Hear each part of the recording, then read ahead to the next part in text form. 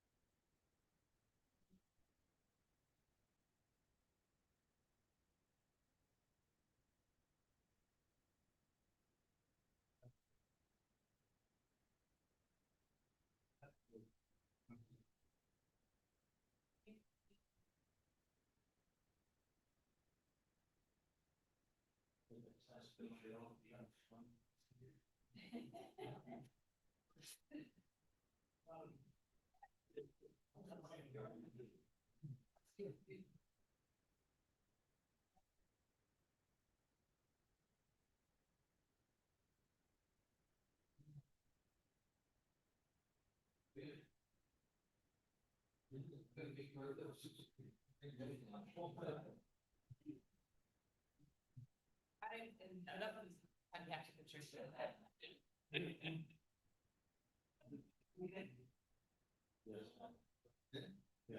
that's it.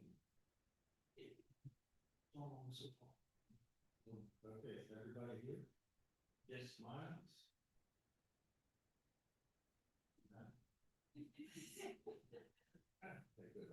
If you want to come back,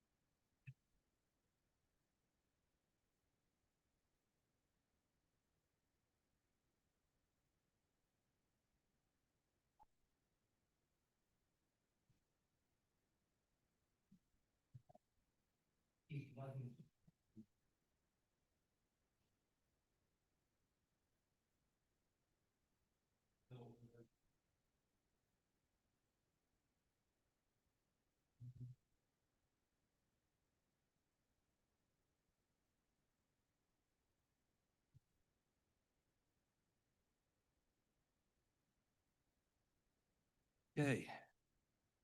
I'd like to call to order the Westerly Town Council regular meeting for Monday, June 1st, 2026. First on our agenda is invocation with Councilor ALO.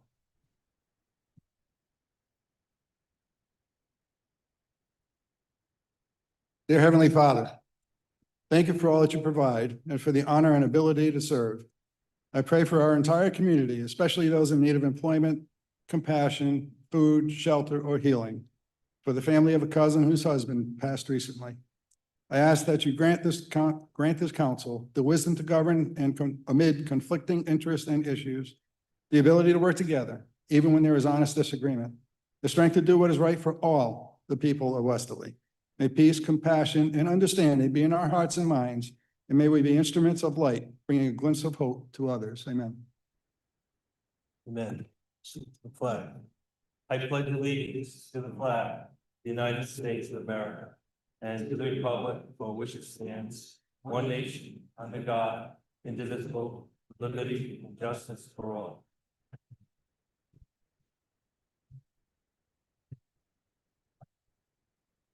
Thank you. Next is recognitions, awards, and memorials. We have a condolence for Raymond Capalbo. Councilor Aiello will please read. The Westerly Town Council expresses condolences on the death of Raymond Capalbo in recognition of his dedicated support throughout the years to local veterans of the community. Mr. Capalbo was a proud U.S. Marine Corps veteran serving with the 1st Battalion, 9th Marines. The unit was given the historic name, the Walking Dead, by the enemy, but the Marines of 1-9 defiantly adopted the name as a badge of honor, resilience, and brotherhood. Mr. Capalbo never forgot these core values, as demonstrated throughout his life through his selfless efforts to assist a veteran or remember and honor his fellow comrades. He was a member of many local organizations, including the Bradford Citizens Club, a club he cared deeply about, having served as a past president and trustee, and was a life member. The Westerly Town Council extends to the family and friends of said Raymond Capalbo, who will share many fond memories of a loving husband, father, and grandfather, its sincerest sympathy, with the hope that it offers some comfort in their time of sorrow. Signed by all councilors this day. Thank you. And any members can please come forward.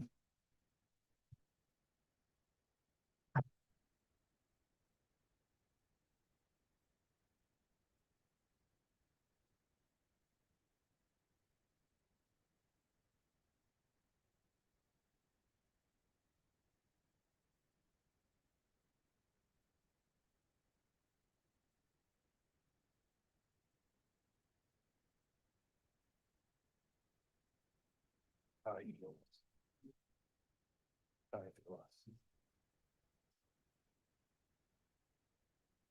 Very sorry. Sorry.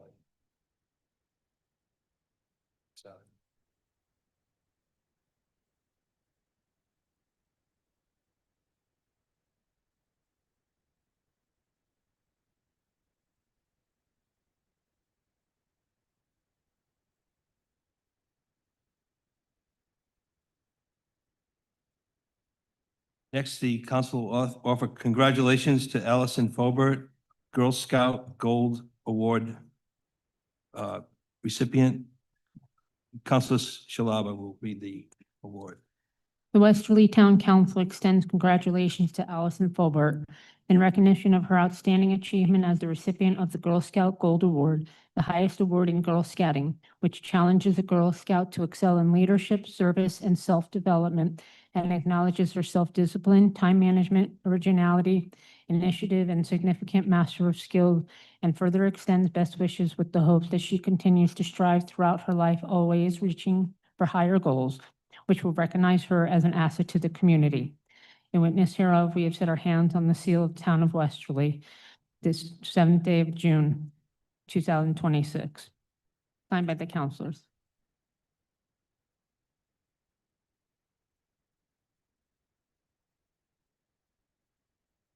Thank you, Councilor Shalaba. Next is a proclamation for Pride Month, June 2026, by Councilor Healy.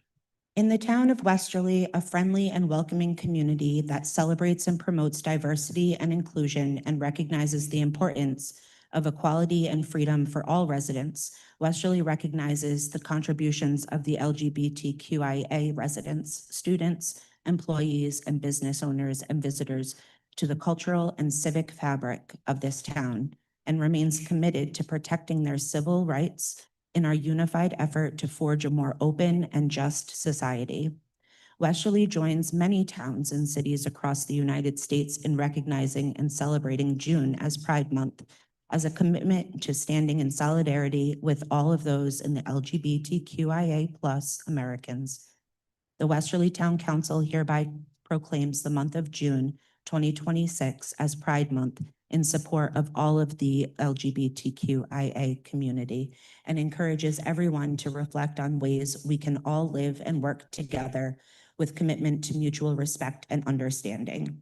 In witness hereof, we have hereby set our hands and caused the seal of the town of Westerly to be hereunto affixed on the first day of June 2026, signed by all councilors who wanted to sign it. Thank you.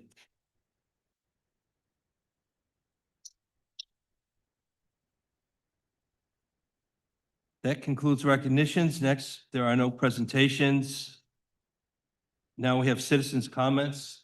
This is a portion of the agenda where citizens are encouraged to come and speak to agenda items. Please come forward with your name and address. We have a sign-up sheet to begin with, and then anybody can come after that. So first, John Gagne.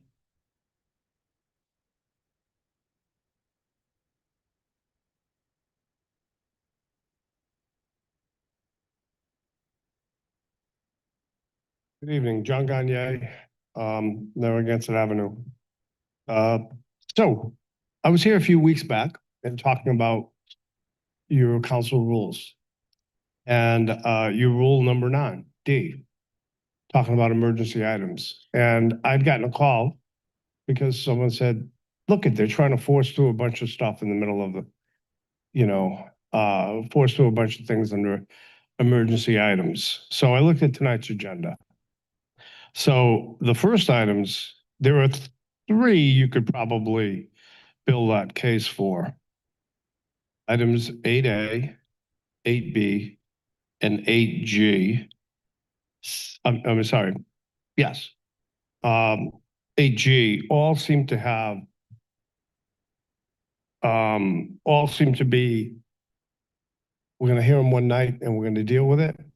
And I would say that that is wrong, especially 8G, which I read the attached letter, is a request for funds, for taxpayer funds. So I think that that all needs to, you need to take a beat here and do that. But all the other items, 8, let's see, 8C, D, E, F, H, the Potter Hill Dam discussion, all those discussions, items are not emergency items, and you don't have them. You shouldn't list them as emergency items, because what they do, what happens is the public gets tricked in thinking you're trying to do something you shouldn't be. All those things you're doing appropriately. You're hearing stuff today and you're ordering it advertised and you have a public hearing. So the public gets to feed in on it. But it's problematic, I guess, if these agendas, if they look like you are not affording the public the opportunity to be heard and moving things through quickly. So when I'm looking at one, the last item that you have on the Atlantic property, maybe that is only because it's June 1st and we're in season. So the attachments on that, you might want to move that. And that's more of an internal. It's not, you're not taking external dollars and you're not taking dollars and handing it out or signing a contract or doing any of those sort of things. So, but some of the things are rather run of the mill. I mean, the post office lot comes up periodically. Every time it expires, we renew it to allow for public parking. The same with solicitors, and the solicitors contract, although I would encourage you to keep the solicitor. I've had a good relationship with him. But his proposed contract, it doesn't start until July 1st. So you've got a couple of weeks. So my thinking here is don't cause problems for yourself with regard to the agenda. And on some of these other items, hear them tonight, let the information get out there, let us digest it, and then the public can be heard on it. And you'll have time to mull over the information presented. So thank you.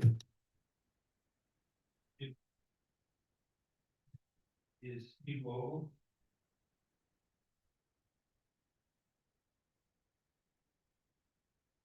Pete Ogle, 18 Kettle Close, Westerly. Thank you for putting the Potter Hill Mill site on the agenda, because I think we really need to start discussing it. We spent a lot of time over the past 5 years on the subject. Regrettably, we didn't come to a consensus on what the best approach, but in the process, we learned a number of three, I think, very important things. First, that the Potter Hill Dam does provide some flood protection for the industrial area and residential areas along Canal Street. It's part of our infrastructure, whether we recognize it or not. The main spillway, we also learned, second, that the main spillway is structurally sound. That's what Fletcher O'Neill said. The only real issue is the leakage around the sluiceways. This will only get worse with time and probably degrade some of the flood protection we get. But on the other hand, the dam itself was considered low risk, meaning that a failure is unlikely to cause any significant damage or loss of life. The third thing we learned is that the wetlands upstream of the dam are very robust and very similar to what they would have been in colonial times. This means that the river level is very similar to what it was hundreds, maybe thousands of years ago. We learned that the current dam was built, when the current dam was built, the natural bedrock ledge that was there was blasted and dug away to provide footing for the new dam. We will never know what that really looked like, but on the other hand, the fish seem to have found their way around it or over it, that waterfall that existed. I'm sure most of us recognize that all along that the Pawcatuck River and the thousands of acres of wetland that are upstream of the dam are really very critical to Westerly. It sits on top and feeds the sole source aquifer that is our only source of fresh water. When the river floods, it fills the wetlands and recharges the aquifer. During dry periods, the wetlands feed back into the river, sustaining its flow. This flow is critical for flushing the saltwater estuary downstream. The saltwater estuary that really is a key portion of Westerly's history. The current dam is really a piece of Westerly's infrastructure. This infrastructure, like water tanks and beach pavilions, requires a certain amount of maintenance, which no one has been providing for really the last 50 years. I think we need to start changing that. The Potter Hill site also can provide a much needed access to the river, both upstream of the dam and downstream of the dam. So it's really a recreational spot that we should figure out how to develop. There are many towns in the Northeast that are dealing with old dams. Groups are working to improve fish passage around the 4 dams on the lower Blackstone River. These are dams that are historic. They're probably not going to be able to remove, so they'll figure out other ways to provide fish passage around them. Closer to home, an alliance was formed 3 years ago to work on dams and fish passage in the Mystic River watershed. It's much smaller than ours, but a lot of complex politics involved. In each case, community stakeholders are working with local municipalities and environmental groups to find solutions. I believe Westerly should be following this approach. Establishing a working group of local stakeholders to provide recommendations of how best to sustain, utilize the Potter Hill site while improving fish passage and recreational usage. Plans that will likely require significant grant writing and coordination with environmental groups, government agencies. I think when you think about it, the Pawcatuck River is the reason why Westerly is a robust town that it is. Not just a seaside village like some of the other communities along our shoreline. It's time the river got the attention that it deserves. Thank you. Thank you. That concludes members of this public that signed up. Is there anyone in the audience that would like to speak? Yes, please come forward. State your name and address. Dan Lathrop, One Wheels View Drive in Westerly. Good evening, members of the council. Thank you very much for hearing us. My request here is really narrow. So the chamber is not asking for money tonight. We are asking for the council to vote to allow the previously approved ARPA grant for One Chamber Way to be used for necessary capital improvements to the existing visitor center and chamber offices rather than for the expansion that it was previously for. So when we applied, the plan was to expand the storage at One Chamber Way, and I thank you for your support on that project. Since then, there was an opportunity at 170 Main Street nearby to address our near-term storage needs. So to be fiscally responsible, we paused the expansion of storage. But One Chamber Way still serves as the public for every day.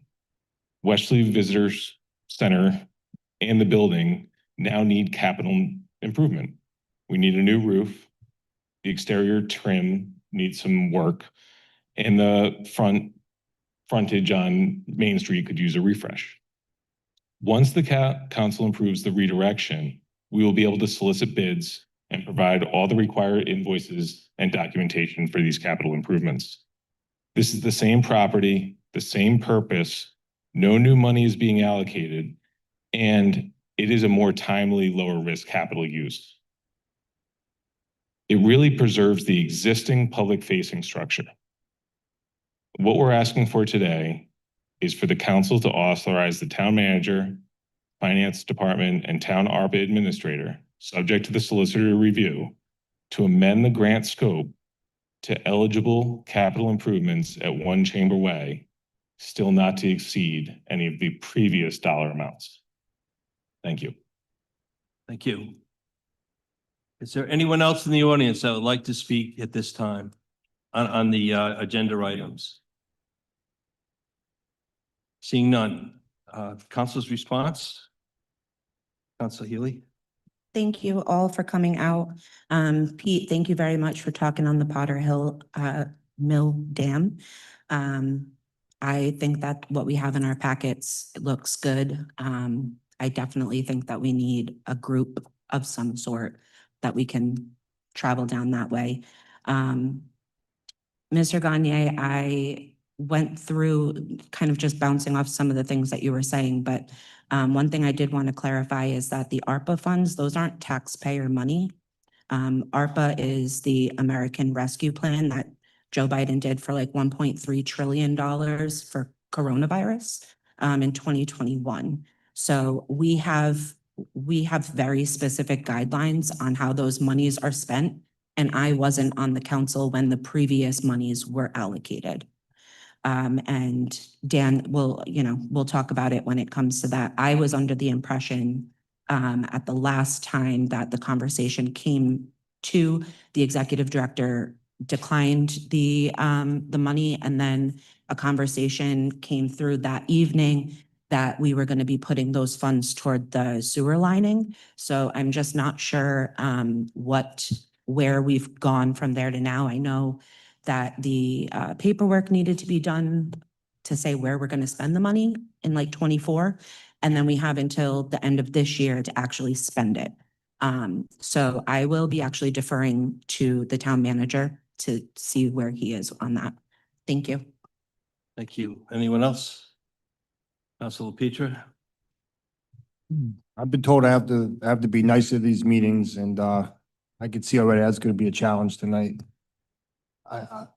One of my favorite people, Mr. Ogle, how are you today? You're still giving the same false information I've been listening to for 5 years. What you fail to mention is, if we did remove that dam, we'd have 5 million more fish every year. We'd have 3 feet of added flood resiliency. What you have proven is that special interests still run this town, and you have cost this town $14 million in grants with all the delay in this 5-year delay. You've cost this town $14 million in federal grants, and now we're stuck with a dam with no money to do anything with it. So I'd like to thank you for that. Mr. Lathrop, I am a little confused at your letter, and I like you, Dan, but you wrote something in this letter here. As the town solicitor has advised, these funds must be used by the Ocean Community Chamber of Commerce or they would be lost to the town entirely. I don't know where you come up with this stuff. I'm sure the town solicitor's never said this. We actually took a vote on the last council that, well, after your executive director or president or whatever she is gave the money back, actually, well before that, we took a vote that any unused ARPA funds would automatically go back into the sewer relining. So once again, I would say that this agenda item hasn't even been listed properly. In order to do anything with this money, we'd have to take a vote to take it out of the sewer relining. We voted. Well, I don't know where you get your information from, but we voted in the last council to do that. So that's where the money is right now. If we don't give it back to the federal government, it should be used for the good of everybody, for the good of all the taxpayers, rather than a private business organization, which is doing very well, a couple $1 million in assets. Last year alone, I think $804,000 in revenue. Very successful private business organization. They're buying properties. They're expanding their empire. Why they need another $75,000 from the taxpayers, I can't understand. What else happened tonight? I don't know. I'm going to stop talking for now, and we'll wait for the agenda items to come.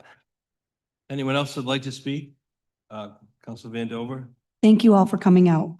I agree with you, Mr. Gagne. I sometimes feel that these agenda items all seem so have to be done right here, right now. And I don't agree with that because some of these things don't necessarily need to be dealt with. It's such an urgency, and it does give the intention that that's the case. So I do agree with you there. Mr. Ogle, thank you for coming out and speaking regarding the Potter Hill Dam. I think those funds have dried up, as Councilor LaPetra has said. So I'm really not sure where we go from here with that. And Mr. Lathrop will be talking about the ARPA funds and where it can be used and such. I did also read your letter, and I did do some research on it. So when we get to that, we will deal with that. Thank you. Any other councilors that would like to speak? I'm just going to quickly address Councilor Mr. Gagne, former councilor. Yeah, the rules that this council inherited from the last town council of 24-26 required 2 meetings unless there was an emergency for any new business. In order to get something voted on with the first vetting of the agenda item, it takes a majority of the councilors that are sitting here tonight to make that call, make that a possibility that they would hear it and also have action on it. So no one's tying our hands up here. It's something that's put forward.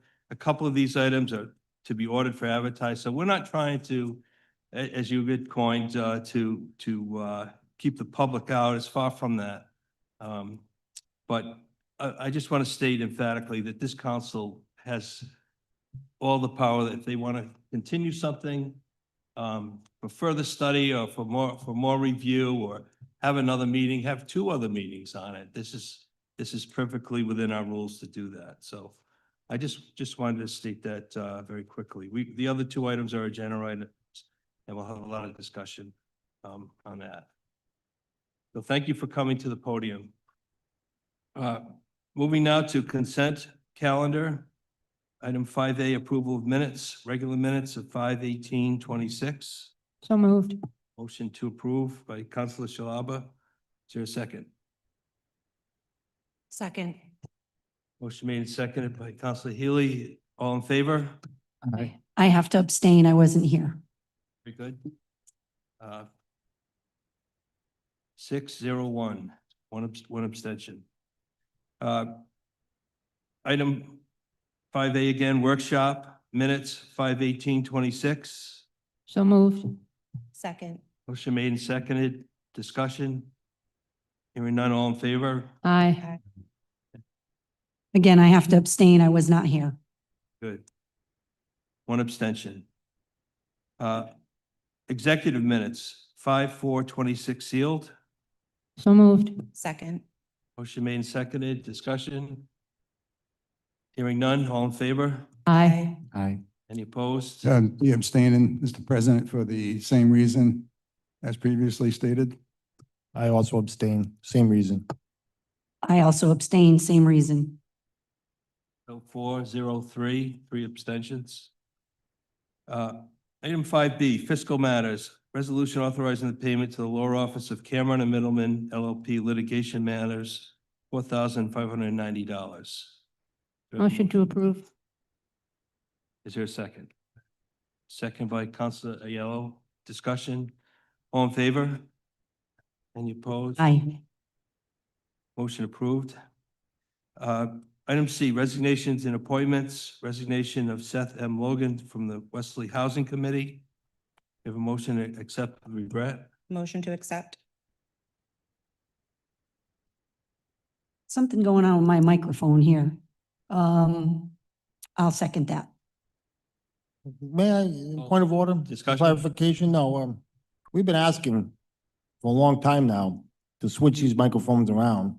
And even though we've been told that they would be switched around, they never have. Now, one time in 2 years. Well, I mean, you could That is respond to that. completely incorrect. The microphones have been switched. I mark them. I know they're not You've switched. marked yours and found it in another location before, so you know they've switched. So maybe they came around back to me because I came got back. the same mark I've had for 2 years now. You have to talk into the mic and make sure it's on. Okay. Okay, that's all I can tell you. All in favor of the motion to accept the resignation of, Aye. Aye. any opposed? Thank you, Mr. Logan. Next, appointments. I'll leave this to the Chair, Councilor Healy, Licensing Board. This is an agenda item that came up at our last meeting. There are 2 applicants for the licensing board and only 1 opening. So all the counselors were given both Mr. Negrelli and Mr. Samuelson's resume. Motion to approve Mr. Samuelson forward. Second. Motion, I'm sorry, what was the motion, Mary? I didn't catch that. I made a motion to move Mr. Samuelson forward for the appointment. motion made and seconded by Councilor Healy. Discussion? Discussion. I really believe that we should speak with Mr. Negrelli before we go and remove him from the licensing board. He did send us an email to the town council, but I do believe that he should be able to speak. I wish that he was here actually in order to defend his position. But Councilor Shalaba. I don't think we Major- should be, I'm I don't think we should be voting on this right now. Thank you. Thank you. Councilor Shalaba. Well, Mr. Negrelli did email the whole council, and in the appointments meeting, he did tell us that he misses a lot of the meetings. But I'm going to read rule number 8 in the appointments. Removal. Members of the Board of Finance and Licensing Board shall be subject to removal by the town council for cause, which shall include but not be limited to a requirement that members shall not be absent without justifiable reason from any 2 meetings within a 12-month period. Members of the Zoning Board of Review shall be subject to removal pursuant of 260-224A3 of the zoning ordinance. Members of the Planning Board shall be subject to removal pursuant to 5-19C of the Code of Ordinances. In Mr. Negrelli's own email to the council, he missed at least 4 meetings. He told us in the in the appointment setting meeting, that he missed 6. So I don't see how there's a question. Is there any other discussion? May I? I hear what you're saying, Mary, but they weren't unexcused. I believe that those are supposed to be unexcused absences. There's a lot of people that miss a lot of meetings in our boards, and it doesn't just partake to the licensing board. I know planning has the same rule, And I don't have them all in front of me, but again, it's not like they didn't know he wasn't going to be there. He just didn't not show up. However, his tenure on the licensing board has been amazing. I mean, the guy knows what he's doing. He's already has the experience. He wants to continue to serve. I don't think that we should not allow him to continue to do what he's been doing so well for many years. But he That's just doesn't my gonna- personal opinion. And so, I mean, obviously, we're going to have to take a vote on this, but I'm definitely not for removing him. Thank you. Councilor Peter. Yeah, if we removed everybody who missed meetings, we wouldn't have many people left. We had a town council that missed 40% of the meetings on our last council, and we didn't remove him. So, let's remember that Mr. Negrelli is from a multi-generational Westerly family, multi-generational Westerly business. I mean, these are the type of people we want on these boards. I hope you don't make a mistake here tonight, but I'm only one vote. Councilor Healy. I want to start by thanking Mr. Negrelli for the incredible amount of time that he has served on the licensing board and just in town in general. I absolutely agree with Councilor LaPetra, Councilor Vandover. He has brought an incredible amount of knowledge and helpfulness to the town. And for clarity, if we did not have another person volunteer stepping up to take the position, I wouldn't bat an eye because there would be no other alternative.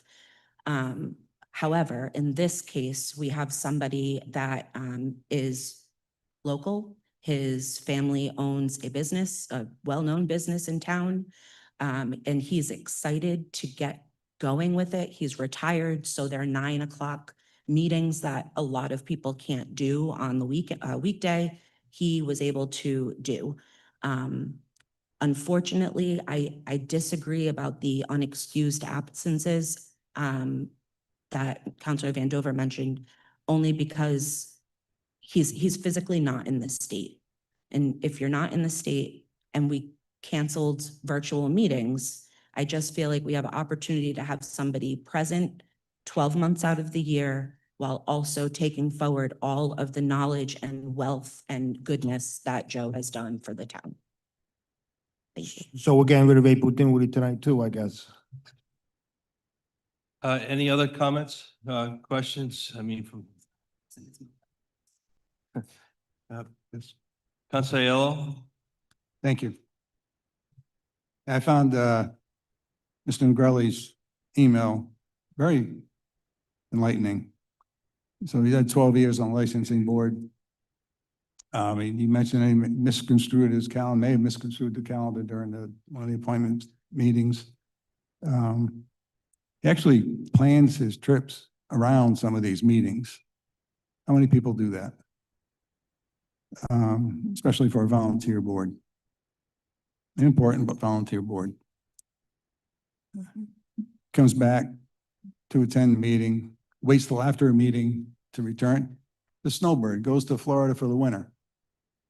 So he intentionally waits until, comes back for meetings and then waits to leave until after meetings. So I think anybody who's willing to make that kind of commitment deserves to stay on the board. And I'm well aware of people miss meetings.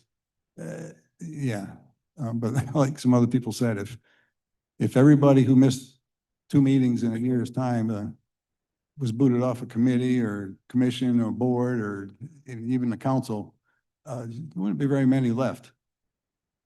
And it's different than someone blowing off a meeting. It's different than someone, who's just traveling or doing something instead of attending the meeting that the person committed to. I think Mr. Negrelli has made a very good effort to attend as many meetings as possible. And for that licensing board, I think that's perfectly acceptable for that. Again, that shows a level of commitment. If a person just left town for several months and didn't come back for meetings, that would be a different story. but he does the best he can to come back and attend the meetings. And for someone who's been involved for so long, family's been involved in town for so long, and he wants to do this. He actually wants to do this. And as far as I know, he's done a fine job. So, and in the past, I wish I could change some of my votes in the past, but for this one, I think Mr. Negrelli deserves to be reappointed. He hasn't done anything, well, it's not a removal process because it's a matter of reappointment. But even if it was a removal process, based upon this, I don't think it meets the standard for removal. So I'm going to support Mr. Negrelli. We'll see how the vote goes. I think he deserves it. If he didn't want to do it, it's a different story. He wouldn't have applied, but he does, and he's making a commitment, and he's working his schedule around the meetings. My hat's off to him, and anybody else who happens to do that when they're on boards and commissions. Thank you. Do any other councilors wish to speak? Hearing none, poll vote, Councilor Aiello. This is for appointing Samuelson. And there's only two applicants. It'd be between Mr. Negrelli and Mr. What's his, Samuelson. All right, thank you. All right. And this is nothing against this person, but that's a no. Yes. Yes. Yes. No. No. Chair votes yes. Thank you, Mr. Samuelson. And thank you, Mr. Negrelli, for your work over the years. Next are public hearings advertised on 5/23/26 for this time. Proposed fiscal year. Motion to open the public hearing. Second that. Motion to open the public hearing for item 6A, 1, 3, and 2 and 3 by Councilor Healy, seconded by Councilor Vandover. All in favor of the public hearing? Aye. Aye. Aye. We are now in a public hearing. This is regarding the water, sewer, and transfer station budgets. Town manager, you want to just give an overview? Yeah, so the water rate, the water budget, which is the first one, it's item number 1. There are no fees that have changed. The water charge is the same. The only fee that has changed is the hourly rate for the increased work went to $125 an hour for any type of work outside of the regular workday. That has to be done as far as any actions upon that the customer would create with the water meter. If there's a problem with the water meter on our side, we certainly would cover it and people would not get billed. So there's no change to any of the structure fees on the water side as outlined. The number 2, the proposed ordinance regarding the sewer usage. Obviously, we took out an $85 million bond for the sewer infrastructure. And I know there has been some correspondence this week regarding the ad valorem tax that is added to the non-sewer users. So the sewer user side, the ad valorem is going to $1.07 per thousand. And there's a $400 fee per sewer user charge per year to all the people in the sewer district.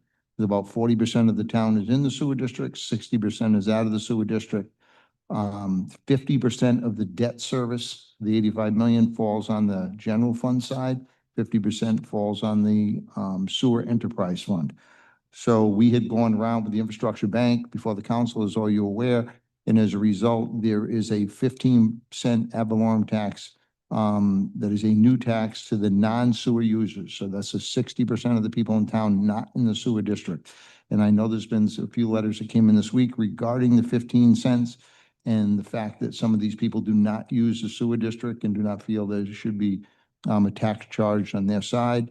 However, I think it needs clarification. Everyone uses the sewer district. The entire tax base of the town owns the sewer system in town. We own the sewer treatment plant. We own the lines in town. And we own all the town buildings that use the sewer system. The 15% tax is to non-sewer users as a result to offset some of the cost of the $85 million bond. And I say everyone uses it because everyone's septage by statute goes to the Westerly sewer treatment plant for treatment.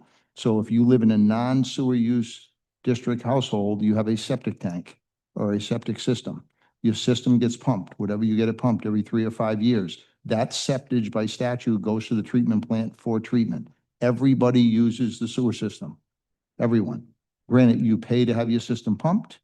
You pay to have a company come in and pump it. You pay to dump it at the sewer treatment plant. But now there's a tax to all non-users. So I just wanted clarification as to what that 15-cent tax. And this was discussed, we probably discussed it over probably 4 meetings. We had the infrastructure bank, the consultants down on 2 occasions, and we had all kinds of scenarios all weighed out how to pay for this. And this is what was passed by the council by resolution, which was just implemented into the sewer enterprise fund budget. There's nothing changed beyond what we discussed. And the transfer station is exactly the same. There's nothing changed in the budget. There's no increase in the budget, any of the taxing side. So that's what is before you tonight. Very good, thank you. Is there anyone in the audience that would like to speak at this time with regards to the water, sewer, and transfer station budgets? Seeing none, I would like to acknowledge the receipt of 2 emails. If you could enter those into the record.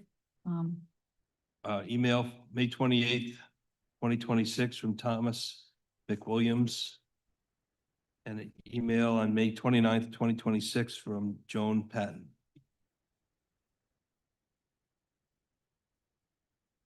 With that said, Mr. President. yes. You had some.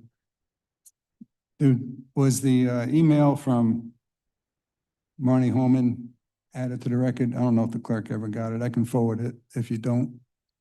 Was that the one received late today that I emailed the council? No, this was May 27th, I believe. No, yes, May 27th. Bill, could you It ask? was the first email that we got regarding the sewer. The very Oh, first one. If you don't have it, I can forward it to you, but I want to add that Okay. May 27th to the record. And what was the name again? Marnie Holman, Homan. And I have some questions for the manager that. Yes, certainly. And this is, I asked this last time, but I want this on the record for the public hearing. For the hourly labor rate charged to customers for water meter repairs during work hours shall be $50 per hour. What generated that?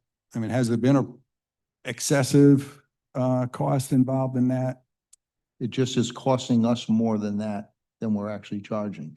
And again, it's work outside of it. In other words, if someone hits a box into their water meter and breaks a pipe off, the water department has to respond to shut it off. That's billed to the homeowner. If the water meter itself, something happens, it's no cost, doesn't matter what time it is.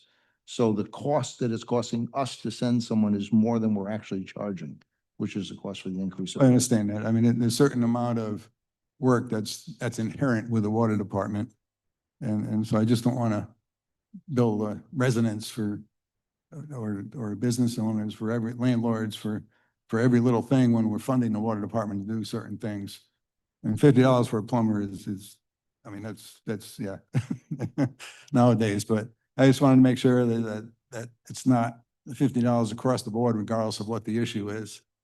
So if there's a problem created by the user, then they pay. If it's a problem created faulty or for some other reason, then it wouldn't be a charge to the customer. So I just wanted that on the record for that. And only because that was a completely new line item for the ordinance. And then when we were talking about the sewer, how we're going to pay for the sewer treatment plant, $85 million project that's being forced on the town with very little assistance. I think the feds, I think they've committed $2 million. I think that I don't even think that'll cover the interest. But you know, without any state or federal assistance really on that, how do we pay for it when we're being forced to do it? I disagree with charging the non-district users, and I'll explain why. I said this before, but I'll explain it during the public hearing, is that we're already, as the manager said, it's a 50-50. 50% is handled through the general obligation bond, the bonding, whatever bond is used. So everybody in town is helping to pay for it to begin with. And that part, the philosophy behind that was, well, town facilities, school facilities, are all part of that. The town hall is, the school buildings are all part of that sewer system, the ones that are in the sewer district. So it's fair to pay something. As far as everybody in town using the treatment facility, well, that's a stretch in my mind, because people outside the sewer district pay for the pumping. Pay for it already. And we get zero this general taxpayer support on installing septic systems. If you're lucky, you may be able to get one for 10 to 15,000, but good luck trying. And probably for a basic single family residential, you're probably looking 20, 25,000, give or take. Depends on the size and type of system, your soil and all that. If you need an alternative system, those can run 30, 35, 45, depending on how big of a system and such. So that's borne by the property owner. Everybody in town isn't paying for that. Some people are lucky enough to get a grant or maybe a low interest or no interest loan, but they're still paying for it out of pocket. If there was some way that everybody in town was going to help support the non-sewer district in replacing septic systems, hopefully if they're built right and you have good conditions and taken and maintained, they'll last a long time. But prorate that over the years. And again, you know, things don't last like they used to. So I think, so people are already inside and outside are already paying for 50% of the cost. That was the ideology, the theory behind it, because everybody's sharing in some way or not. It's a huge amount. If it was a small amount, it wouldn't be any issue. I don't think anybody would have balked at the sewer district picking up the tab. I think the numbers are actually a little different than 60-40, but I'm not going to debate that tonight for these purposes. But even still, 60-40, well, maybe the sewer district should pick up 60% and non-sewer should pick up 40%. I don't know. But it's a huge number. So how can the town handle that? How can all the taxpayers handle that? People inside the sewer district and outside. Initially, when they talked about the $400 annual fee, I thought it was a brand new fee. It's not. They're already paying about $345, $350, something like that. So it's $354. So it's a $46 increase. Maybe that could have been increased a little bit more, maybe. But, you know, thinking about, you know, one side, the compassionate side of me understands that the people inside the sewer district, you know, some people can afford that. But you got mom and pop who or grandma and grandpa who've been living there for a while and you know, living on fixed incomes or maybe young folks who're starting out and aren't affluent, don't have the money that others have. So how do we pay for it to allow people to stay in their homes? I know I live outside the sewer district, so I don't like this. And the final plan that was adopted by the council was approved in one night again. The final plan was discussed one night and approved one night. We had a meeting prior to that where different things were discussed, but the one that ended up coming back to us was different. Maybe that's the best plan. Maybe somebody else out there in the community would have a better idea on how to pay for this up to $85 million project. That includes a contingency. Hopefully it's going to come down lower, but we all know how that goes sometimes. So again, I mean, if somebody could, and only this first phase, the first 2 years, I believe, are committed to. After the next council is going to have to decide the breakout for the second phase of the project to determine how that's going to be paid for. The first one's not as bad. I mean, I don't like it one bit, and I'll probably vote no tonight on it, out of principle.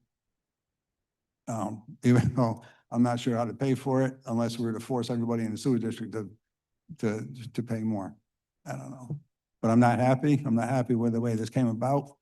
I'm not happy with the price tag, and I'm not happy that the state and the feds aren't chipping in when these are federal and state mandates.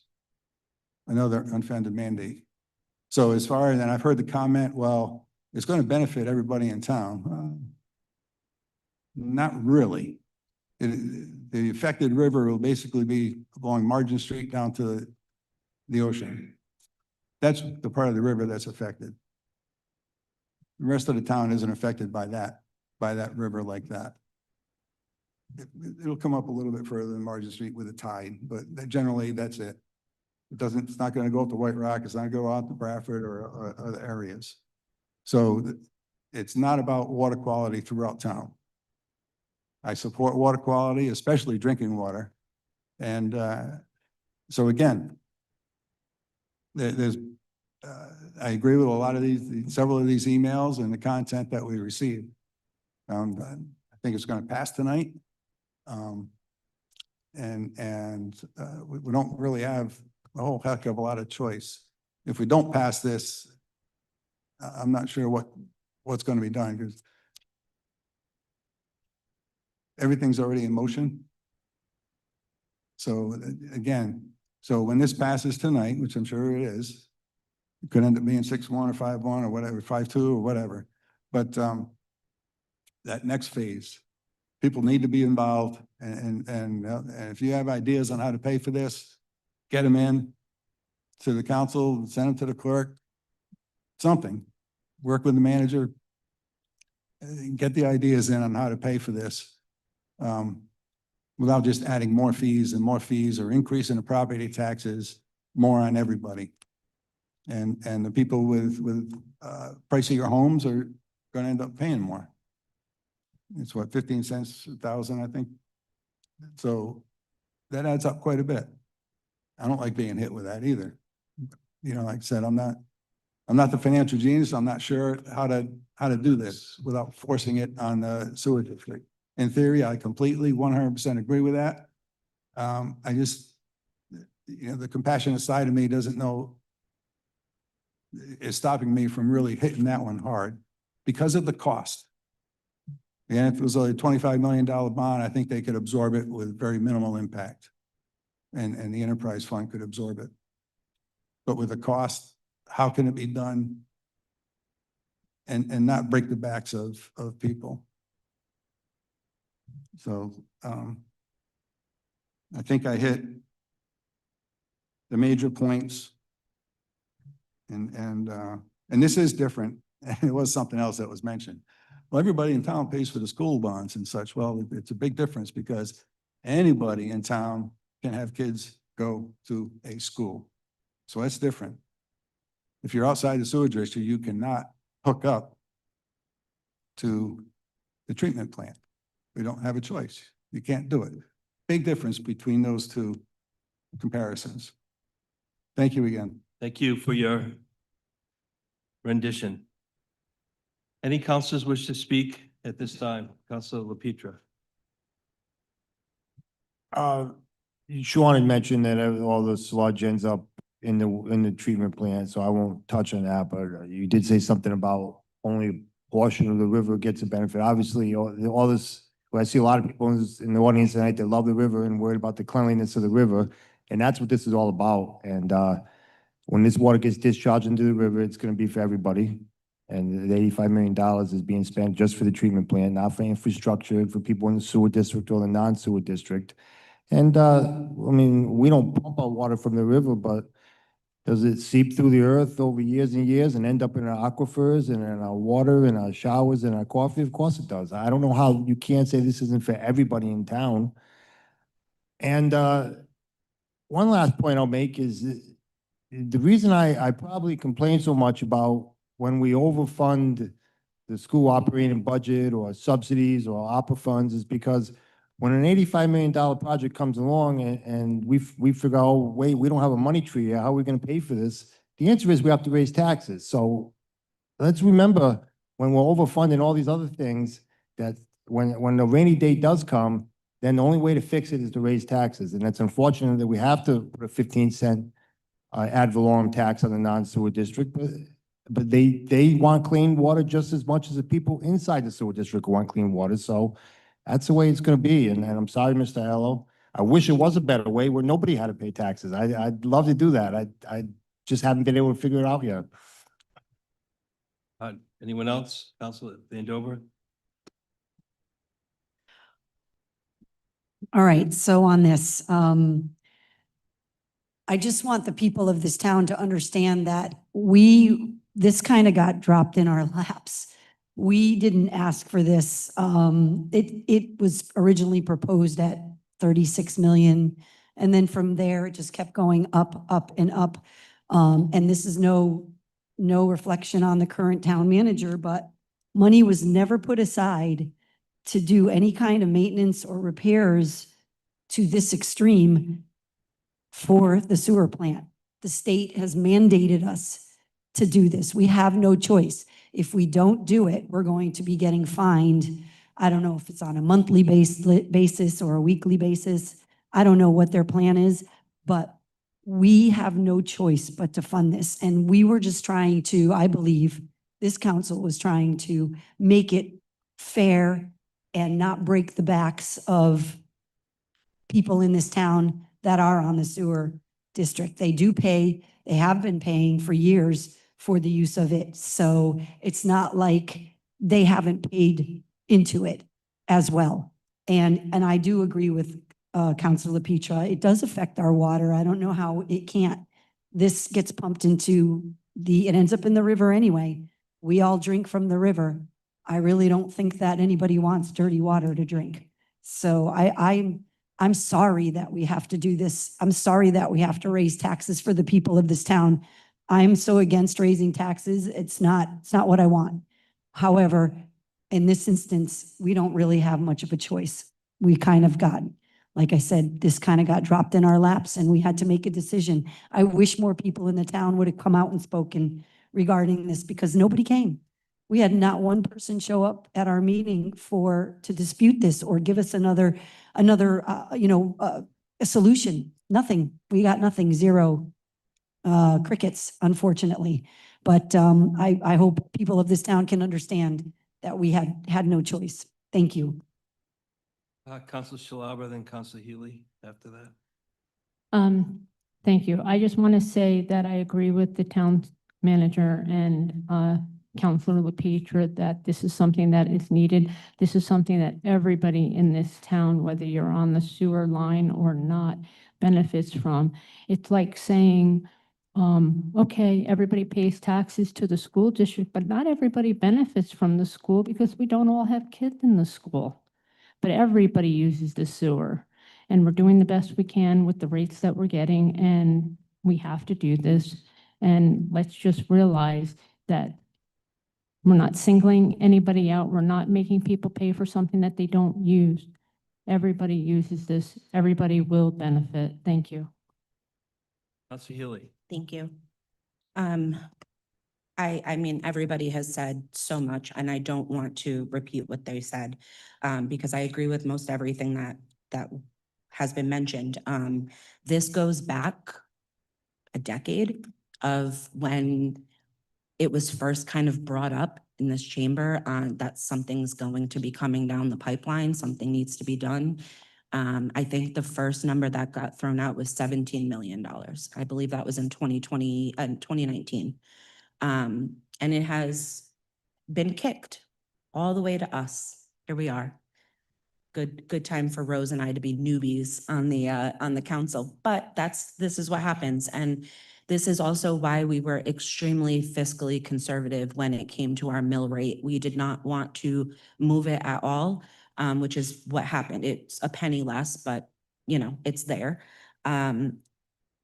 It does stink. We all have sat here and said, you know, we don't want to raise taxes. But there was no proactive measure put into place going back to the 70s. So this correct me if I'm wrong, Sean, we're fixing things from the 70s or 80s, one of those. 60s, all right. So we're going back some time here. And if we had just put a small amount away every year since then, we would not be here. You guys would not be feeling this shock. Something that this council took seriously when we saw this was, what can we do proactive moving forward? PFAS is everywhere. We set up a proactive approach. We started putting money away this budget. So in my opinion, this is an error going back quite a way. And this council was just tasked with having to correct it.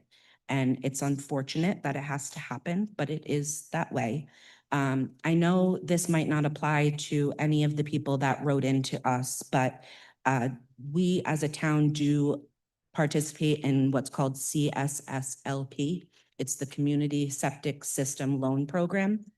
Not all towns do it, but luckily Westerly does. They're 0% interest up to 10 years. It's very flexible and they do go by your income, which is why I stated that in the beginning, but there is stuff out there to help. And if you need help, I am very, very, very willing to call me, text me, email me. I will help you in whatever way. I'm sorry I can't help you with this additional 15 cents, but we're trying really, really hard. We really are. Thank you. Anyone else want to speak? I'm just going to go quickly. I appreciate what the councilors have said to describe what we had gone through. I think Councilor Peter was the person that promoted this the most, looking at a new ad valorem tax for sewers payments outside of the sewer district, and the 15 cents per thousand was thought to be reasonable given the magnitude of it. If you're in the sewer district, it goes from it's rising from 0.67 to 1.08 dollars per thousand. This is outside of the sewer district, it's going from 0 to 0.15. So it's a factor of 10 below what's in the sewer district. And it is based on the value of the homes that are within it. So some areas of homes average $500,000 per home. So 15 cents times that is $75. Some areas in town average $5 million. So those homes go from 0 to $750. So it's proportional to its ability to pay. And I thank Councilor Peter for working on some of those numbers with the town manager. Other funding coming down the road, the Senator Gu has been in front of us and identified resiliency funding for the wastewater treatment plant. And I'm reading now that's moving forward. That is within the budget, the latest budget from last Friday, that's going to be available. So I look forward to seeing that final budget if passed. As far as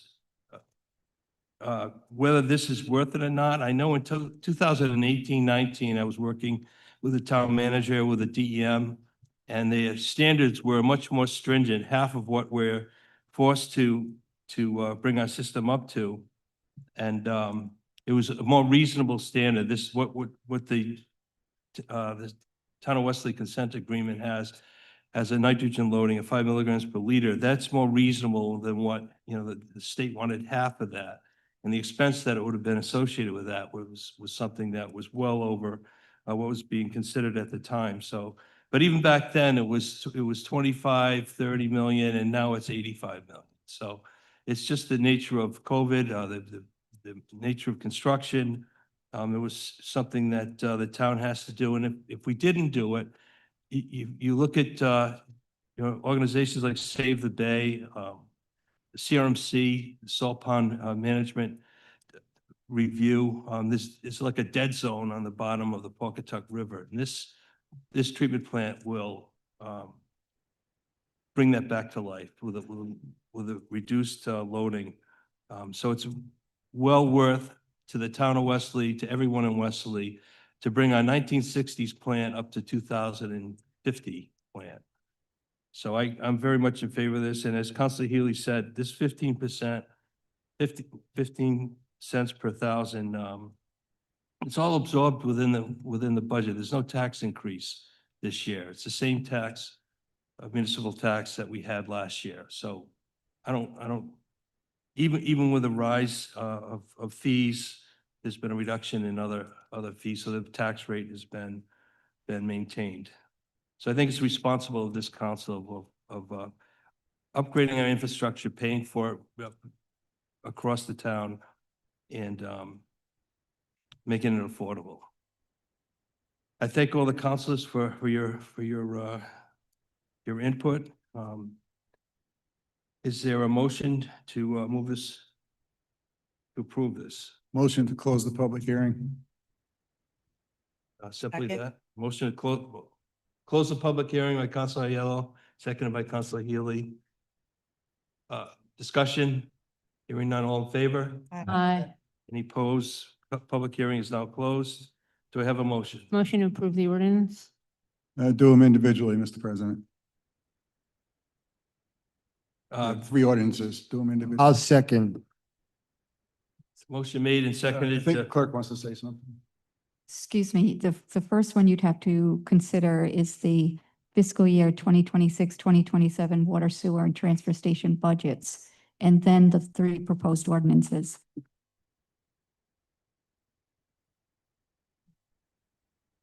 Oh, so item 6A, proposed fiscal year 2026-2027 budgets, water, sewer, transfer station. Mary, can you remove? Do you have? Oh, I'll remove my motion. Move my second. Do I have a motion to approve the budgets for water, sewer, and transfer station 26-27? So moved. I'll second that. Motion made, second by Council Van Dover. Discussion? Hearing none, all in favor of the budgets? Aye. Aye. Any opposed? Opposed. One opposed, 6 are approving, 6-1 approved. Do I have a motion on the proposed ordinance for the water rate schedules for the 26-27 fiscal year? Motion to approve? I'll second that. Motion made, second by Council Van Dover. Discussion? Hearing none, all in favor? Aye. Aye. Any opposed? All unanimous, 7-0 approval. Next, proposed ordinance, an ordinance establishing the sewer use and service charge for fiscal year 26-27. So moved. Second? Motion by Council Van Dover, second by Council Shalaba. Discussion? Hearing none, all in favor? Aye. Any opposed? Opposed. One opposed. 6-1 approve. Item 3, proposed ordinance and ordinance establishing the ad valorem tax on personal and real property for the fiscal year 26-27. So moved. I'll second. Motion made by Council Shalaba, second by Council Van Dover. Discussion? Hearing none, all in favor? Aye. Aye. Any opposed? Opposed. One opposed, has 6-1 approval. And Thank just you all. administratively, Madam Clerk, my comments during the public hearing were for the record. I don't know. When we were having during the public hearing,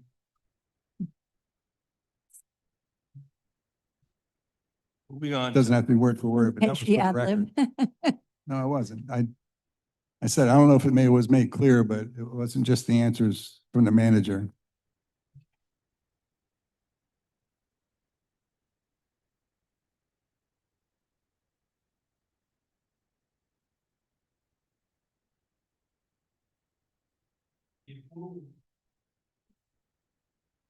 For item 6A and 1 were 7-0. For 2 and 3, the vote was 6-1. I thought you were saying you had all of them.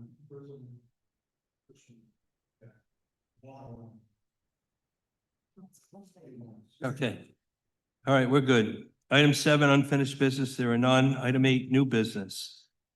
First, we are asked to suspend Town Council Rules of Procedure, Rule 9D, council operations to discuss and consider the following items. This could be singular or all of them or any numbers. I would ask it be singular. We got, what do we got, like 10 of these here? I don't know if we have to suspend the rules for all of them. I don't even know I if we're think, gonna get to all of them. I think only one is what's up for debate, and that's G. Everything else is going to be ordered, advertised, or a resident said we should go forward with it. Well, I don't know. I mean, I would say that A, B, G, and I would probably be time sensitive. The rest of them wouldn't be if I had to give an analysis. The only point of, if I could, as part of the discussion, is to order advertise. We're going to introduce it today, and then we're going to talk about it at a future meeting. So it essentially meets, but it's being I interpreted plan on- that possible action to order advertise is, I plan on talking about them. I don't plan on just ordering them advertised, so. okay? Yeah. That's why I said. Yeah, I So that's actually why- agree. We have a lot of items here. I don't know what you want to do. All right, well, let's just start with, I would like to make a motion to suspend the council rules and procedures for 8A. Okay, I second that. Motion made, Michael, second by Counselor I'd rather do it like that too. Petro. Discussion. All in favor of suspending the rules for 8A? Aye. Aye. Opposed? So moved. Do you want to just get into this and then we'll suspend later? We'll consider suspending later? Okay, so we're on 8A, resolution authorizing the town of Westerly to enter into a 2-year contract with a law firm of William J. Connolly Jr. to provide legal services to the town of Westerly. Discussion and possible action. Councilor Connolly, do you want to present your proposed? Yes, thank you, Mr. President, members of the council. First of all, I want to thank this council and prior councils for allowing me to serve the council and the town of Westerly in the capacity as solicitor. Just as you find service on the council very rewarding, it's a particularly fulfilling experience for me to be able to practice law for municipalities and serve the public in that way. I am asking that I be allowed to provide that service to you because it is a privilege for another 2 years, essentially on the same structure that I have in the past, and I would certainly entertain any questions that the council may have. Thank you. Town manager, would you like to give an opinion on this? Yes, I have probably worked with 10 different, probably even more than that, 10, 15 different law firms or solicitors over the course of my career, the 35 years in the police department and 5 years in this position. I 100% support Attorney Conley's law firm. They're very responsive. I talk to them multiple times a week on multiple issues. They're very attentive to all our issues. I think he serves us well, and I think he takes his role as the town solicitor very seriously and represents the town of Westerly as we wish. I do support it. Thank you. Any councilors like to speak at this time? Just one question. Councilor Aiello? I think going over this, I think the only rate change was 150 to 175 for the first 43 hours of work. Yes, sir. Everything else is the same. Exactly the same. Okay, thank you. Very good. Any other comments, Councilor Petra? I would say, like Sean, I've worked with 10, 15 different attorneys, obviously in a different capacity than you have. I think Bill is an excellent attorney. He gets a little bit of flack for rights away. I haven't seen it in the last 2 years. I think he's done a tremendous job on that particular issue. And people have to remember that he serves the council. So Mr. Connolly serves the council. So if there's a council or if the body of the council doesn't really want to go after rights away, or they want to see things go a certain way, then he's a source that's gonna kind of I don't know how to say it, but well, I'm losing my train of thought. Yeah, I'll say this: if Mr. Connolly is asked to do something by the council, he does a good job. He does a good job, and I think that, and all the attorneys I've known, I find him to be very competent, and I find him to be a gentleman on top of that. So I'm gonna be voting to extend his contract. Thank you. Any other comments? Um, Bill, thank you for your service and everything that you do. I have just a question, actually two questions. One is, the rate that we're looking for the monthly retainer is going to increase, but the rate for the paralegal cost is going to stay the same. Yes, Okay, just want to verify that. I'm not increasing that, right? And then the other question I just wanted to know was, do we want to put anything in the contract about emails or text messages that you get? Because I know that you have been, being respectful and not necessarily charging us for that. So I just wanted to know if that's something you wanted to add or not. I thank you for that consideration, and in fact, standard retainer fee agreements throughout the practice of law have started to include specifically text messages, not just emails, because of how prevalent it's become in communicating that way. My practice is mindful of municipal budgets and mindful of the public service that you all have, is to, you'll see in my billing, there's never anything for text messages. I just can't get myself there to do that. In regard to phone calls, I do charge for phone calls that are substantive and last for some period of time. But frankly, it's impossible to sort of track every phone call I get if I'm in my car driving somewhere, or if I'm in the supermarket, So I don't, on garden variety, just simple follow-up informational things. I don't, but I do charge for phone time when it's a issue of substance and there is some time dedicated to it. That might be in addition to just answering the phone, looking stuff, that kind of thing. So that's my practice. No, thank you. I do appreciate everything you've done. I've been working with you over the last few years, and I really do appreciate you. Thank you so much. Thank you. Any other comments? Council Aiello, you wanted to speak? Thank you. Yeah, I know Mr. Conley now, I think since hired in June of 2018, if I'm not mistaken. Then we've had a few bumps here and there over that time, as I, not personally, of course, but it's a lot of things happen in town government. And he could probably tell you stories all night long. But I just want to overall, and I mean, we had a heart to heart, and I think with the team he has, this microphone seems a lot louder now. With himself and his team, I think they're doing a very good job. And I don't want to talk in detail about some things because there's litigation ongoing, but I think his office has done a remarkable job with the current affairs, and I do, and I told him I have a great deal of respect for him and his office, and I'm sure I'll get a couple of text messages or emails from certain folks, but that's just the way I feel. I think, and he's always open. If I have a question about something, he'll explain it in the legal ways, and sometimes I like the legal answer, sometimes I may not, but that's just the way it is, and we move on. But he's approachable, and he's with me, he's always been level-headed. I mean, he's even-keeled, he's intelligent, he offers advice where he can. Not that I'm on the phone with him all night. I don't want to give that impression. Rarely. But my interaction with him, and the president typically has a little more communication with him normally if things are operating normally. And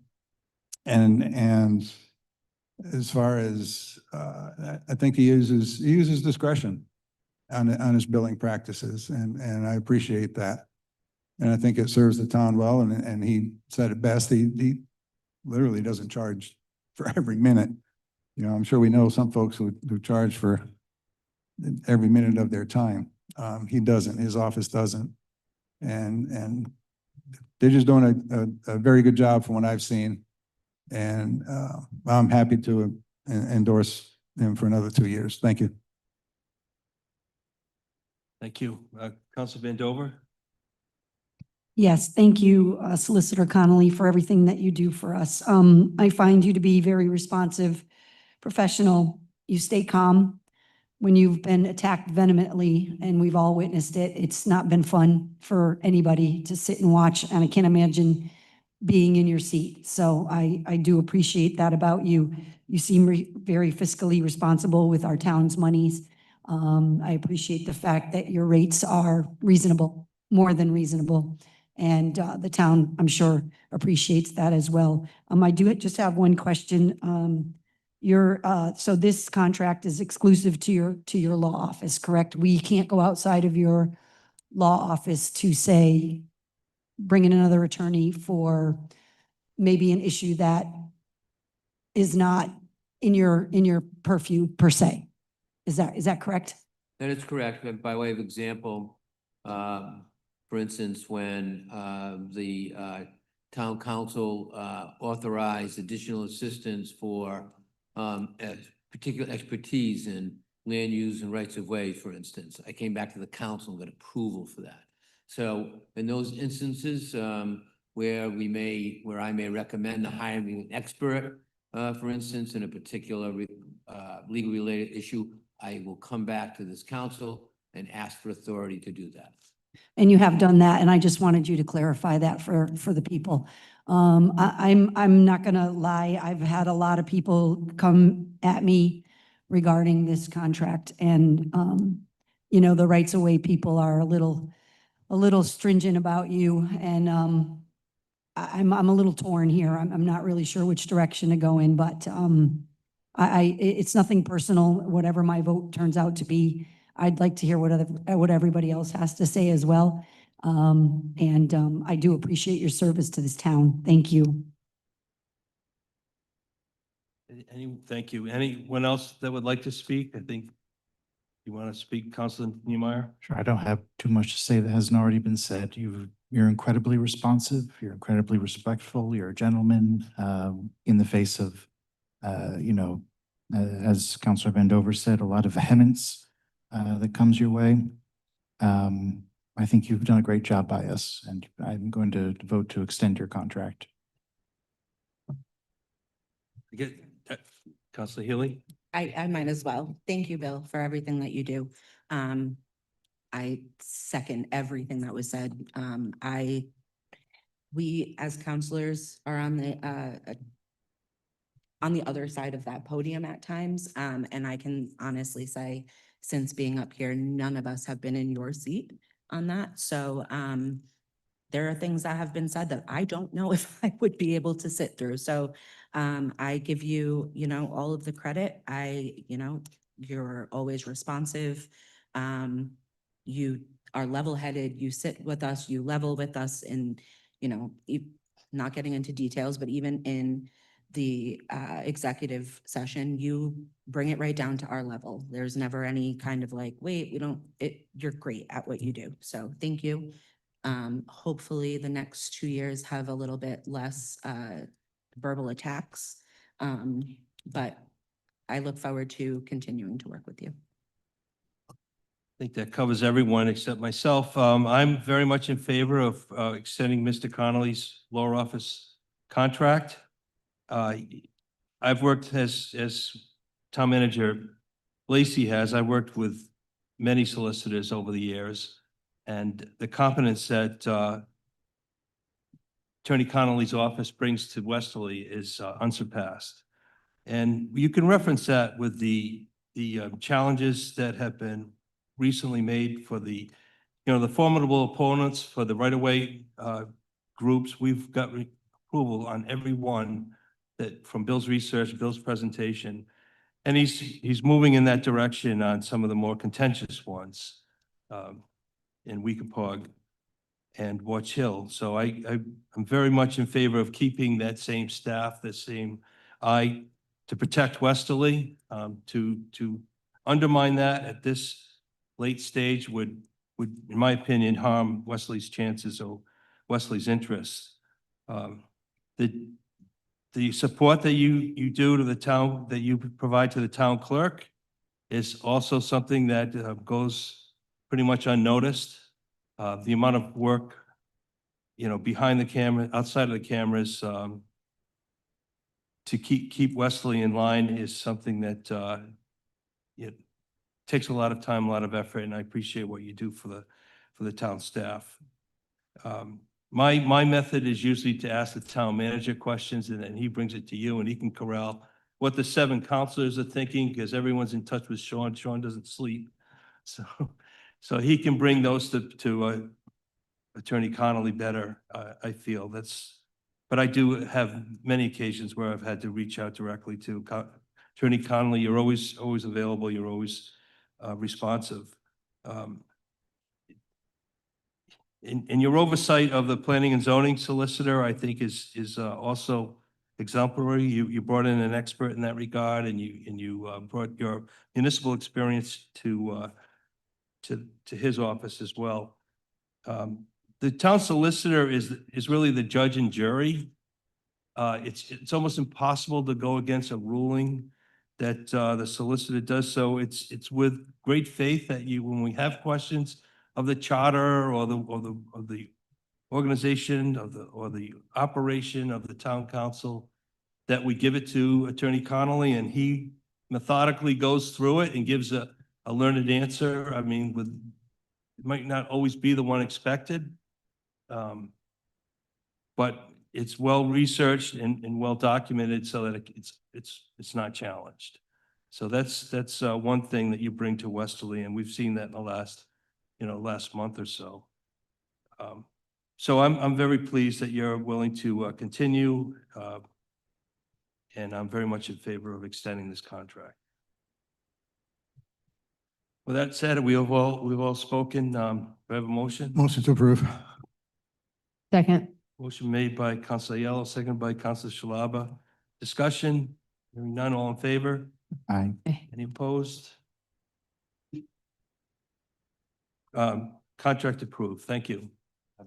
Mr. President, to you and the entire council, thank you very much. As I said a moment ago, I really enjoy doing this work, and this is a real opportunity to continue to do that. So thank you very much. Thank you. Thanks, Bill. Okay, next. Congratulations. Sorry. I'm going to make a motion, President Duhamel, to suspend the rules for 8B, please. This is regards to the post office lease. Motion made and seconded by Councilor Shalaba. Is there a discussion to suspend the rules for 8B? Hearing none. All in favor? Aye. Any opposed? Rules are suspended to discuss and possible action. Item 8B, resolution authorizing the town manager to enter into a lease agreement with the United States Postal Service for the parking lot at 11 High Street, Assessors Plat 56, Lot 80, $7,524. Discussion, possible action. Town manager? Yeah, this lease expires today, so it was kind of crucial we get it, but we have been working on it. This was a lease, I got a renewal back in December for this lease for $38,000. And I pushed back on it, went through it with Solicitor Conley, and I met with the post office and said, where are you coming up with these numbers? They're using the price per parking space for other properties they lease all over the country. And so I dug through the titles of the property and the deed on the property and found a clause in the deed. Now, they already researched it, keep in mind, that indicated that if the parking lot was not used for public parking, it reverted ownership over to the park, the library.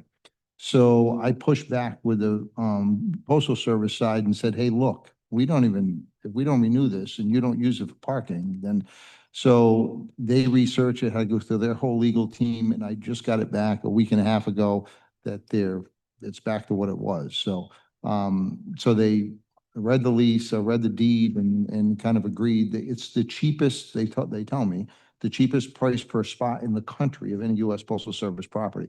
But it was originally set up by our forefathers years ago, because it used to be where they parked the mail trucks, years back when that post office was the primary post office. It was originally set up because the downtown community block or commerce or something grant needed parking for downtown, naturally, because it's limited parking in the street.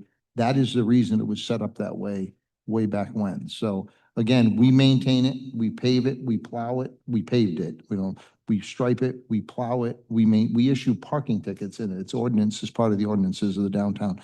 So I think it's we've done it for years. I think it's a huge asset to the businesses downtown.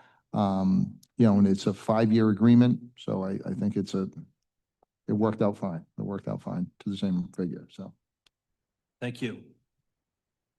Any discussion on the parking lot? Question. Yellow. Does the post office pay any taxes on that property? They don't pay taxes. No taxes, all right. No. So anything they get is a bonus. Anything, there's a bonus to them. Yeah, Absolutely. the bonus to them. I think ultimately, the end of the day, I mean, we don't know what's gonna happen with the post office property, because how long is that gonna, stay a post office, right? So I don't know what will come of that, but the post office property doesn't revert to the park. It's just that parcel next door. Because keep in mind, there's a right of way that goes up the side of it through the back. And, Yeah. but they do not pay any taxes. Any of the federal properties do not. I wonder if they bought that outright or if the former family that owned that property, used to be a house.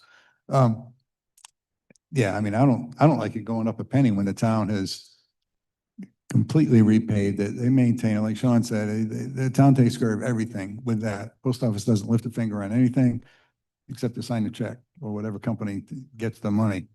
I don't like it going a penny. I think, what you've done is great, but I think it was 6,000 for years, and it just increases. And yeah, so yeah, I mean, if the post office was paying to maintain it and pave it and all that, yeah, fair is fair. But I mean, I may just vote no out of just because I don't think they should get a penny increase. But I do appreciate what you and the solicitor working and getting educating them and basically telling them like it is. Any other questions? Council Healy. I was just going to motion to approve. Second. Do I have a second? Mary did. Councilor Shalaba, second. And Councilor Van Dover as well. Figure that out, Mary. Short on the punch here. All right, discussion on the motion to approve. Any? Hearing none. All in favor of the motion? Aye. Aye. Any opposed? Opposed. Okay, 6-1 approved. Mr. Councilor Yellow voted no.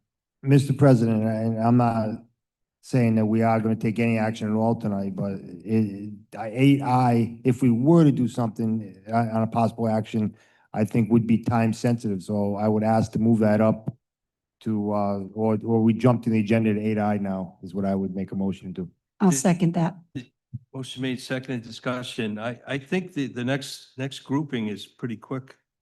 If we could. Well, Potter Hill Dam and the opera fund requests might not be as No, quick as you no, think. 8C through F. Oh, you want to, I mean, wait? I mean, I was gonna just get it out of the way. Like I said, I don't think, we might not even take any possible action, but it is June 1st and we are talking about beach parking, so I don't know. I'm not discounting, we need to talk about this tonight. I definitely want to talk about Okay. it. Then I'll let it go. If we can get to it, I'll withdraw the motion. And I'll withdraw my second. Oh my, Motion, it's not gonna go as smoothly as everybody thinks, so. items 8C, D, E, and F. I entertain a motion to suspend the rules. So moved. Motion made by Councilor Healy to suspend the rules. Is there Second. second by Councilor Shalaba? All in favor? Aye. Any opposed? Opposed. So 6-1 again for approval of suspending the rules to allow for possible action. 8C, resolution authorizing the Westerly Multicultural Committee to assume permanent responsibility for Neighbor Day. Discussion and possible action. I can just say as a liaison that they're very very organized and very much into planning a significant event, 250th park show 2 weeks ago, and the diversity of our ancestry in supporting the 250th. So they're very much in favor of this this resolution. Do I have any discussion? I have a suggestion for small modification. And it would go in conjunction with the next one, but, if you take the resolution for the multicultural committee, the proposed one, in the be it resolved, the last paragraph, I would suggest the first part is fine, that the Westerly Town Council hereby authorizes the Westerly Multicultural Committee to assume, I would say, to continue serving in the additional role of the Neighbor Day Committee, period, and just leave it. You don't need that last line where it says, while continuing to operate as the Multicultural Committee under its existing structure and change, because unless that resolution changes, then they're obligated to do that anyway. That's just added language. So, and this goes in conjunction, and I need to mention this because this goes in conjunction, and I would suggest removing permanent from the title. Because you're saying to assume responsibility for Neighbor Day, and you're saying that that's what's going to happen from now on unless it changes at some point in the future. So permanent is kind of redundant. So by changing the be it resolved, I would suggest also with the Neighbor Day Committee, and I have to say this so you understand my reasoning for this,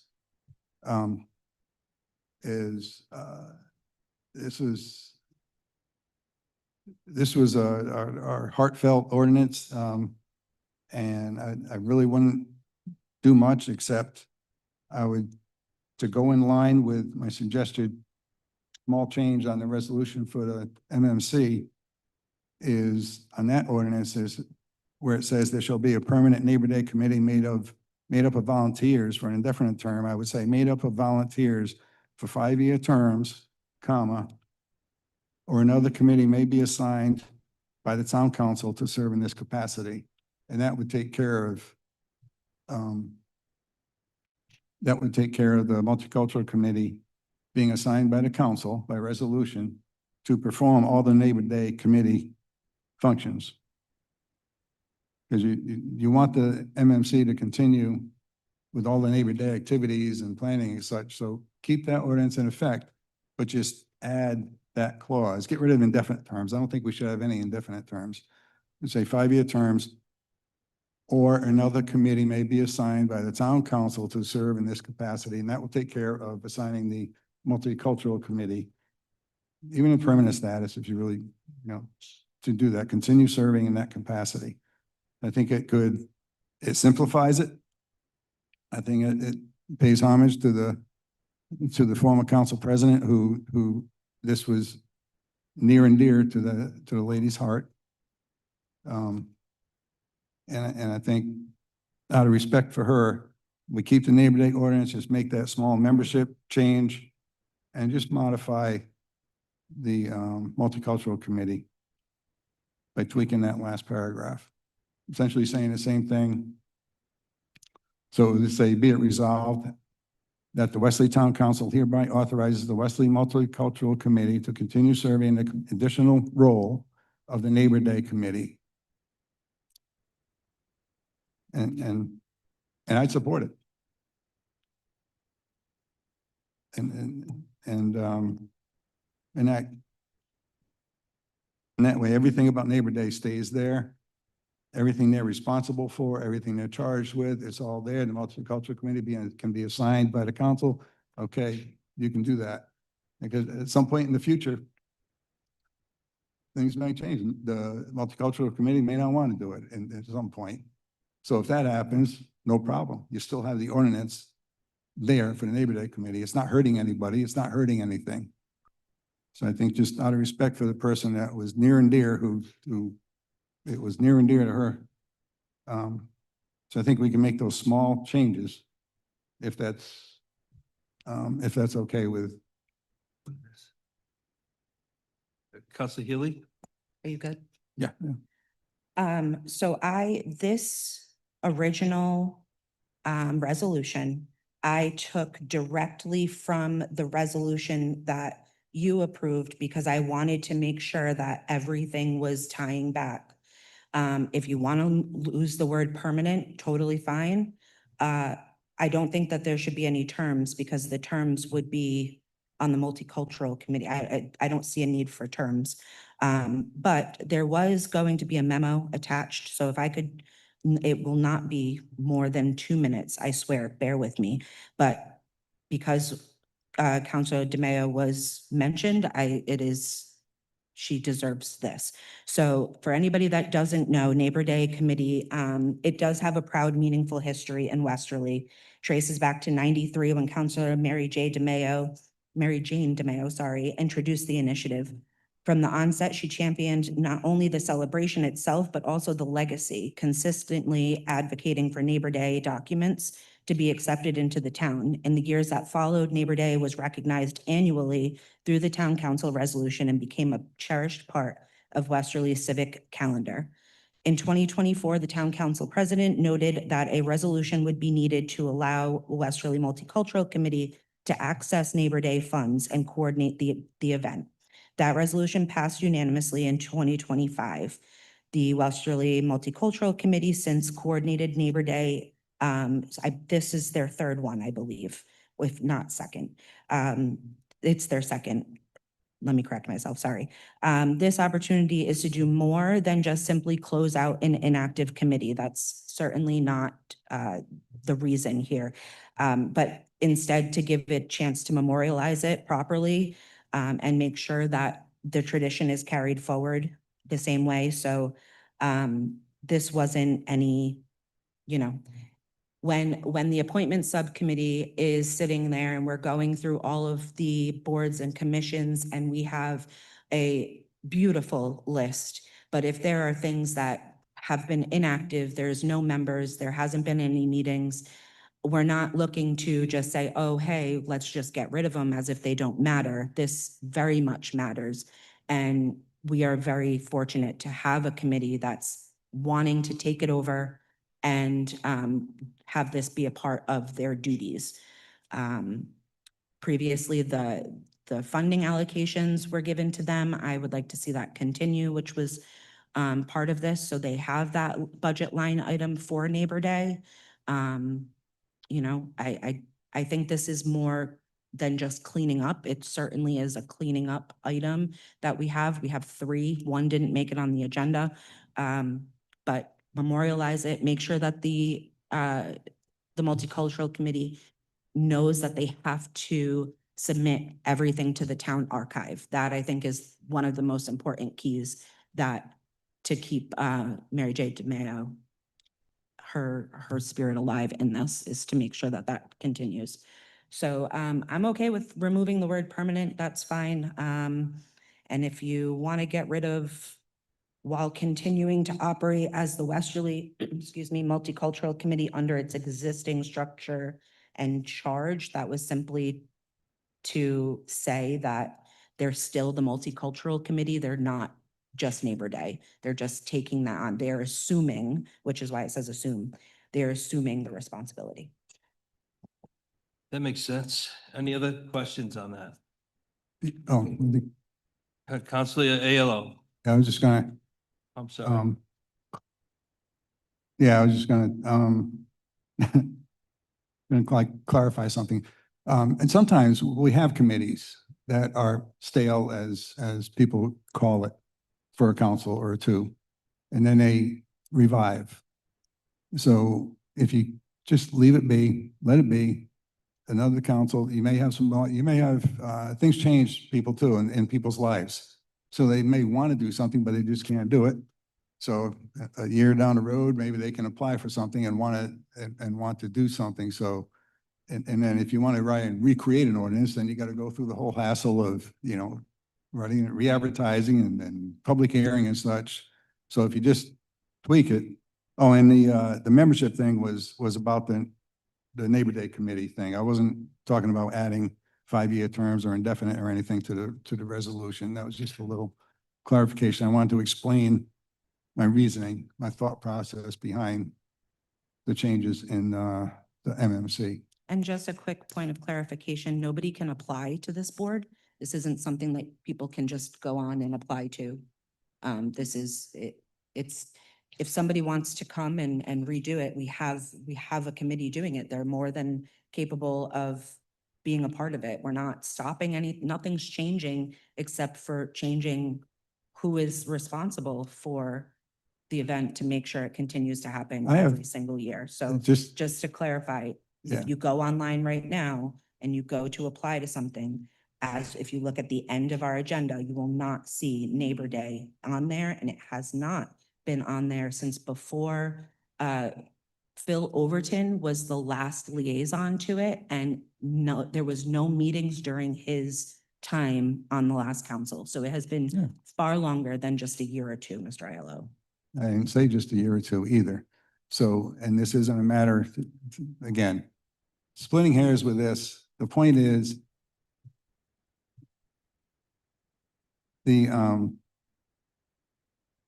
I was fine. I'm the one who wrote the resolution, by the way, in 2024 to have the MSC take care of Neighbor Day. So, yeah. I know. Exactly. Put your mic. So I think, I mean, and I'm fine with it moving forward with it. It just tweak it a little bit and move it on. But in doing that, if you keep the Neighbor Day Committee, when that comes up, when we talk about that ordinance, you just keep that in place because that explains the whole thing about Neighbor Day Committee. And just because something's not on the back of the agenda as far as the openings, there's been other things that haven't been on there either. I mean, that's not the official source. The official is the town website. So it is, and again, not a back and forth. It's just, so I would move and she already said it, so I would move to remove permanent from the title in that last paragraph. Strike from while continuing to operate to the end. It's redundant. So that's in the form of a motion, Counselor? Yes, and I would, so I would, yeah, so be it resolved, well, in the title, get rid of permanent. Be it resolved at the end that the Westerly Town Council hereby authorizes the Westerly Multicultural Committee to continue serving in the additional role of the Neighbor Day Committee. Period. All right, I'll second. Motion made, second by Counselor Peter. Discussion? And discussion is, Mr. Ellis clearly put far more thought into this resolution than me. I like whatever his ideas are, I'm gonna back it.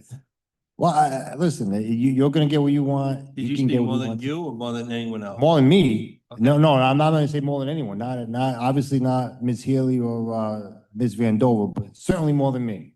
So I trust him. I think that his ideas are fine with me, so I'm gonna second it, and hopefully we can all get along in this and move past it, because this is what you call a waste of time. Any other discussion regarding the motion? I think the only thing we should change from the original conversation was take the word permanent out. That's it. Counselor Van Dover? I'm going to have to agree with Counselor Shalaba. Just take the word permanent out of there, and I think we should be good to go. Could I entertain a amended motion? I'll make an amended motion just to take the word permanent out. Second. Motion made, seconded. Discussion on the amended motion. Hearing none. All in favor of the amended motion? Aye. Aye. Any opposed? Opposed. I'm opposed. 5-2, amended motion passes. This brings the original motion modified by the amended motion to take the advertised resolution that eliminates the word permanent from the title. In the last paragraph. And the last paragraph is left the same. All, discussion on the motion? Hearing none, all in favor? Aye. Aye. Any opposed? So that was the main motion now? This is the main motion. All right, yeah. Excuse me, Um, I just want to make sure I have that correct, that there was a motion, the original motion was to adopt the resolution as amended per Councilor Aiello's recommendations. Excuse me, and then we had an amendment to just remove the word permanent from the title, which passed. Now we're back to the main motion as amended, which includes Mr. Aiello's. It should not, because the amended motion was to only change the resolution to eliminate permanent from the title and not change be it resolved. Counselor Solicitor Conley, did you follow what I was calling? Sorry. I did. I did. So for purposes of strictly following the parliamentary procedure, the first thing that's required is a vote on the amended motion, which is Mr. Aiello's motion. If that should fail, then then there's a second motion to amend, which we essentially has been made and seconded.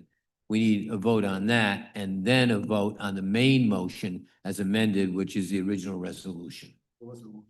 Oh, there was no motion in that. Then the main motion is, I apologize. I thought there was an amended motion. I apologize. So that becomes I did not realize that we had discussion without a motion. Thank you for clarifying that. So essentially, the resolution as written is upheld with the exception to remove permanent from the title.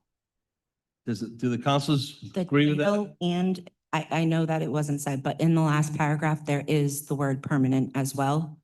And so those are the only two. So I guess we had an original from Bill that had all of those changes. I don't know if he had a second. Yes, he did. He had Dylan. Then we didn't vote on that, right? Because then it was No. amended. That was to the Mary. second. We voted on the amended motion after that Mary made, To seconded remove by the word permanent, Liz. which passed. Yes, 5-2. yes, And now we're back to the original motion as amended, correct? yes. Bill's original. It's a little confusing because the word permanent was included in the original motion Right. to remove it. If I may, Mr. President, because I do apologize for probably adding confusion rather than clarification, because I did not, in following the discussion, I didn't realize we had substantial discussion prior to any motion being made. So with the original motion, then it's subject to the amendment, is that just to remove permanent in those, but remove it in those both places, not just in the title, because it has been properly noted. It's also in the wherefore clause, in the resolution clause. So what happens to Mr. Aiello's motion with all the amendments? It fails. It was modified. Okay. Does the council want to make a new motion? Do you want it, who made the motion? Well, we need a motion now to adopt the resolution as amended. That removes the Okay. word permanent. I'll make a motion to adopt the ordinance as amended to remove the word permanent. I'll second that.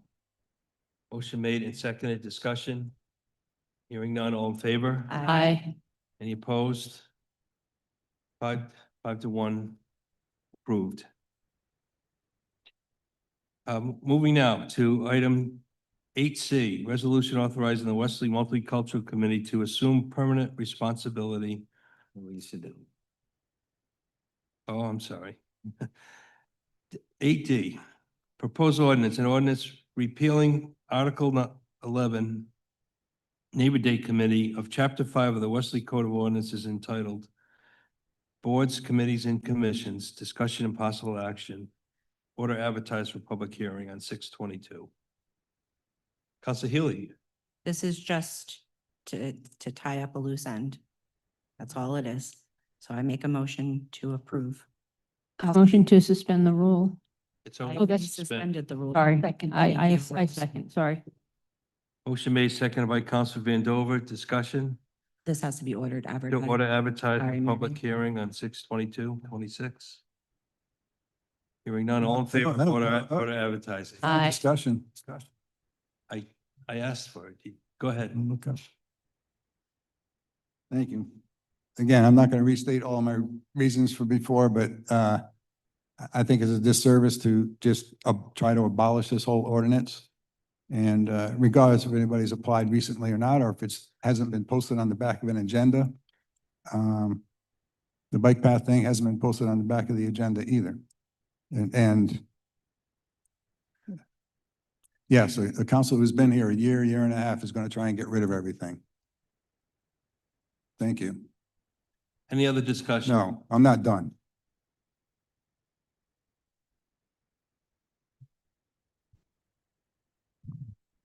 So I'm going to make a formal motion to amend 547A, where it says there shall be a permanent Neighbor Day committee made up of volunteers for strike and indefinite term, add 5-year terms, comma, or another committee may be assigned by the town council to serve in this capacity. Or another committee, sorry, back up from this mic, or another committee may be assigned by the town council to serve in this capacity. That way you can just, we don't need to get rid of the ordinance.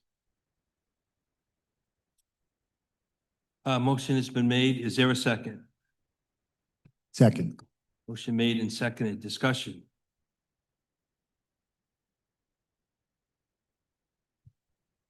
Hearing no discussion, I'll call for a vote. All in Poll favor? vote. Okay, poll vote.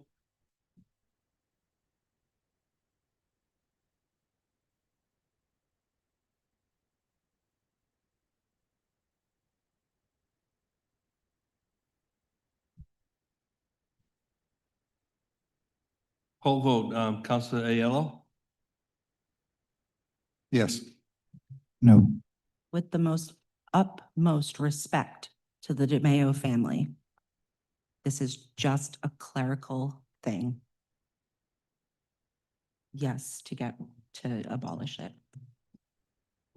You gotta vote no. Sorry, no, my answer is no. Sorry, Mary. You can vote No. Yes. No. The chair votes no, so 5-2, that it fails. 2-5 fails. Do I need a motion to approve? Okay.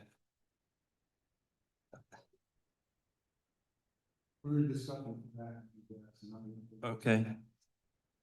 So we have a original motion to order advertise. I'm sorry, who made the motions? The motion was made by Ms. Haley, seconded by Ms. Vandover, that the proposed ordinance be ordered advertised for public hearing on June 22nd. Very good. I'm calling the motion. All in favor to order advertise? Aye. Aye. Any opposed? Opposed. This is more than a clerical cleanup. Yes. I oppose as well. 5-2, it's ordered advertised. Item 8E, proposed ordinance and amendment of Article 2, Boards of Recreation of Chapter 5 of the Westerly Code of Ordinances entitled Boards, Committees, and Commissions, amend Section 5.4, Creation Functions, by eliminating language charging the Board of Recreation to work for or with the Neighbor Day Committee to coordinate activities for the Neighbor Day events. Discussion of possible action, the action being order advertised for public hearing on 6/22/26. So moved. Second. Motion to order advertised by Councilor Healy, seconded by Councilor Vandover. Discussion? Hearing none, all in favor? Aye. Aye. Any opposed? Opposed? Opposed. To oppose, 5-2, to order advertised for 6/22/26. Item 8F, proposed ordinance, an ordinance repealing Article 18, Bike Path and Cycle Advisory Commission of Chapter 5 of the Westerly Code of Ordinances entitled Boards, Committees, and Commissions. Discussion and possible action, action being order advertised for public hearing on 6/22/26. Do I have a motion? So moved. I'll second. Second by Council Van Dover, discussion. Yes. Council Aiello. Again, this is, why get rid of this right now? It was created because the town was in the process of getting a grant and it was required to have a formal bike committee. I'm paraphrasing the bike committee name. So that was the genesis for this. It used to be an unofficial, it used to be a temporary. We created this permanent.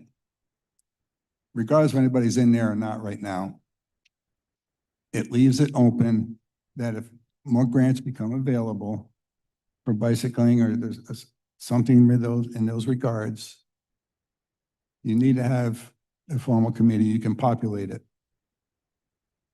By just eliminating this, just because some people aren't on it, you know, you can eliminate concerts on the beach committee because that wasn't around for, nobody was on that for a while. They were doing stuff without it. The manager was approving things. So let's get real. You don't need to have every single committee populated all the time. Now, granted, you know, just, there's no need. This is busy work, really. This really is busy work. And so you lose the possibility of potentially the town getting grants in the future for some things regarding bicycles. And hey, have at it. You're gonna do what you want. So have fun. Councilor Healy, you were Thank you. introducing this. If we have a new grant, we don't need a committee to get a grant. I have no idea what's happening up here right now. This is absolutely ridiculous. We're getting rid of a board and committee that has not been active for more than 5 years to get it off the books.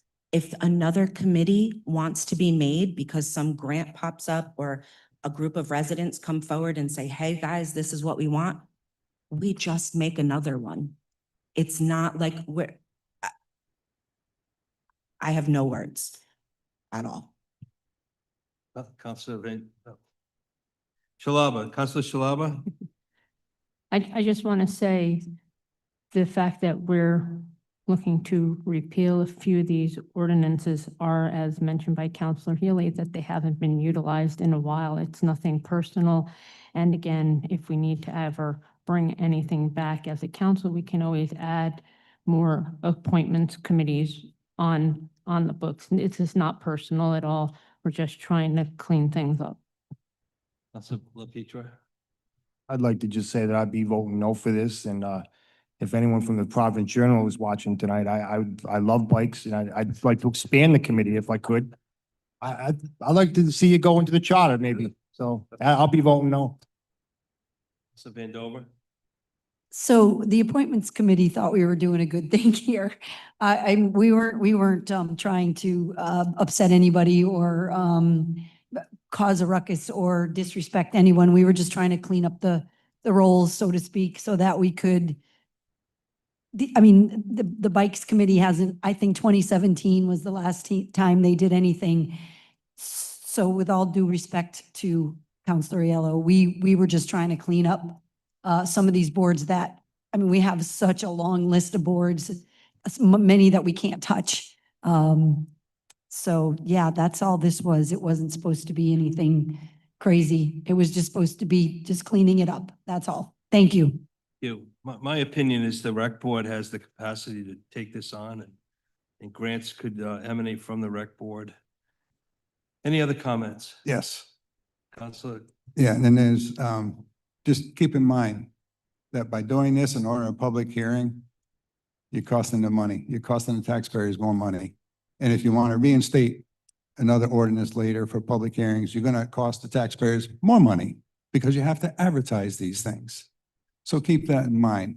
do we keep an ordinance dormant for a while where it's not hurting anybody? Sorry, no offense personally, Rose, but really, this is busy work. Come on. It seriously is busy work. It's not hurting anybody having these ordinances on the books. If you need to tweak something, fine, but you're having a public hearing, it's going to cost the money, and you're going to cost the money again later on. And I'm sorry if Councilor Healy said, you don't need you're not aware of any, grants that you need a bike committee. Well, at the time, we did for this, so we had to do that. So again, it's going to cost the taxpayers money this time to publicly advertise this. And if something happens in the future with this or other committees, by ordinance, you have to have it advertised. So it's going to cost the taxpayers more money. Why not just leave it dormant for now? Seriously. Councilor Vandover? I mean, I hear what you're saying. I hear what Counselor Aiello is saying. But if we don't start cleaning them up now, when are we going to? I mean, we literally just wanted to remove 3 boards out of the 900 that we have. So I don't know. We thought we were doing a good thing, and we just thought, well, we might as well start getting, just kind of narrowing these down a little bit, and maybe even combining them or letting the rec board take over certain aspects of it. It was completely innocent as far as not wanting to upset anybody over any of it. It's just, we were just trying to clean it up. That's all. Thank you. Thank you. Councilor Healy? Thank you, Counselor Vandover. I second everything you said. Just again, for clarity, you can't apply to these boards or committees. Like, we really are just spinning our wheels on busy work. Like, we could just be done with this. So the motion was made, I think, and we're good to go. Yeah, it's advertised for 6/22/26. All right, sounds good. All in favor to move to advertising? Aye. Aye. Any opposed? Opposed? 5-2, advertise on 6/22/26. Motion to move to item 8I. Yeah, thank you. Second. Motion made by Councilor Peter. Is there a section? Second. To To move to 8I. 8I. Yeah, I second that. All in favor of moving to 8I? Aye. Aye. Any opposed? Motion to suspend the rules to discuss and possible action on item 8I. Is there a motion? So moved. I'll second. Motion made and seconded. All in favor? Aye. Any opposed? We are allowed to go to possible action. Item 8I, town-owned property, 302 to 308 Atlantic Avenue, Pondside parking lot. Discussion and possible action, lot operations into a potential lease. 2, referral to the Board of Recreation for current and future uses. Councilor Peter, I believe this was your request. Okay, I put something, a little letter together, how I would like to see the lot operated, and I hope everybody read it. I'm sure you all did. I really don't favor leasing it out. I think that the town can make more money operating it ourselves. There's been some question, I think, when the Rockwell amusement thing came up, of how much money we really make there. And I believe we make a lot more than what was let on at that time, and I'd like to think that we can make even more if we just tweak a few operations, so to speak, down at that lot. So I guess what I'm asking for is to maybe work with the town manager to do a better job of, not that you're not doing a great job, but do a different job of tracking how much money we bring into that lot, maybe with card counters and credit card machines, doing a better job of filling that lot, because I think it could be a cash cow down there. And then also in concert with that, referring the use of it to the rec board for future use, and even using money that we make in the meantime, parking cars, to fund some of those future rec board uses. So I'm just asking the councilors if they liked what I wrote, or if they agree with it, disagree with it, and I'll leave it in your hands. Thank you. Councilor Vandover. Yeah, I think it's a good idea. I think that we need to make money while we decide what to do with that lot, for the future. And the money that we do take in to park cars there will definitely help to fund, say, if we want to put in I'd like to see a miniature golf back down there. That would be fun. We don't have any anymore anywhere that I'm aware of. Not even in Connecticut and Stonington. That one was the last one. The little water park they had, that's gone. So I know someone had said that we wouldn't want to foot the $125,000 or whatever it's going to cost to put that in, but I beg to differ. I think we would. I would like to see the money that we do get for parking this year, and I think we should do it as soon as possible, to go towards whatever it is we decide to do with that lot down the road. Thank you. Councilor Shalaba. I do think that we should do parking down there. My first thought is to do parking for the residents for the overflow of our town beach parking, because we have more beach parking passes for town residents than we actually have parking spaces. So I would propose parking for the town residents first in that parking lot as an overflow, and anything else to open it up to the public for parking. However, I do not want to follow the flight plan, so to speak, of Flyhawk. I think as a municipality, we should not be price gouging anybody in that parking lot. And then I do think that the rec board should be involved on what we could do with that property going forward. Thank you. Thank you. Councilor Healy. I am a hard no on the $30,000 for a lease. We should not be leasing that out. And the amounts that were given, they're loose in this email, Dylan. But I agree with Councilor Shalaba.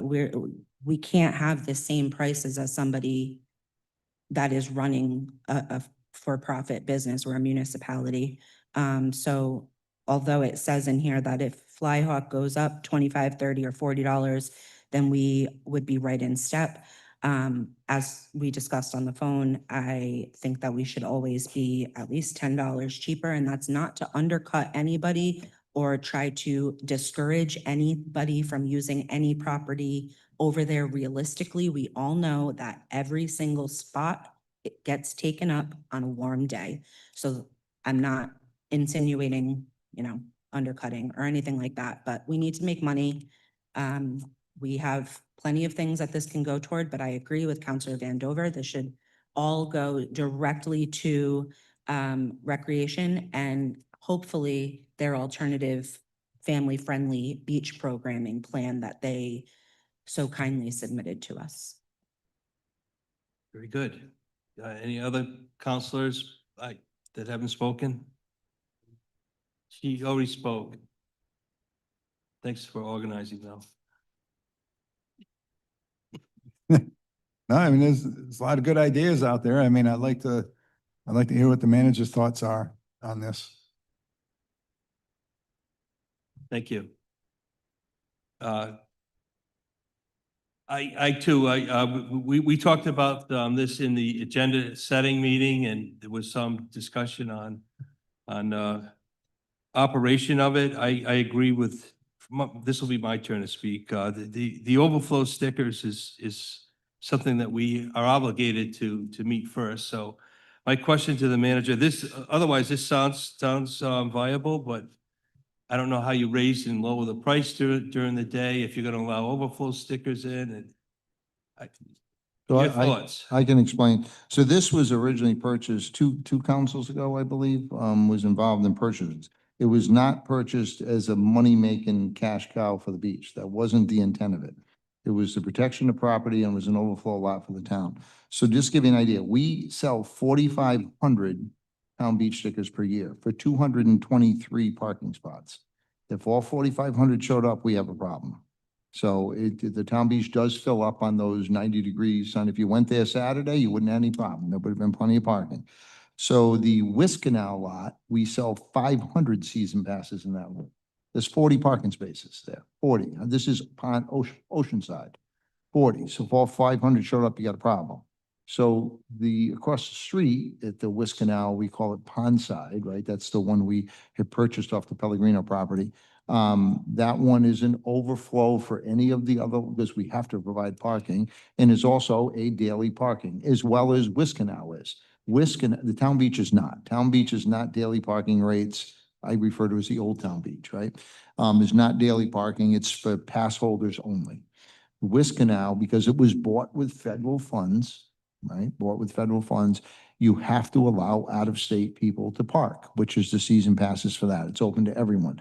So daily parking takes place at the Wisk Canal lot. Once that fills up, you can pay by the day.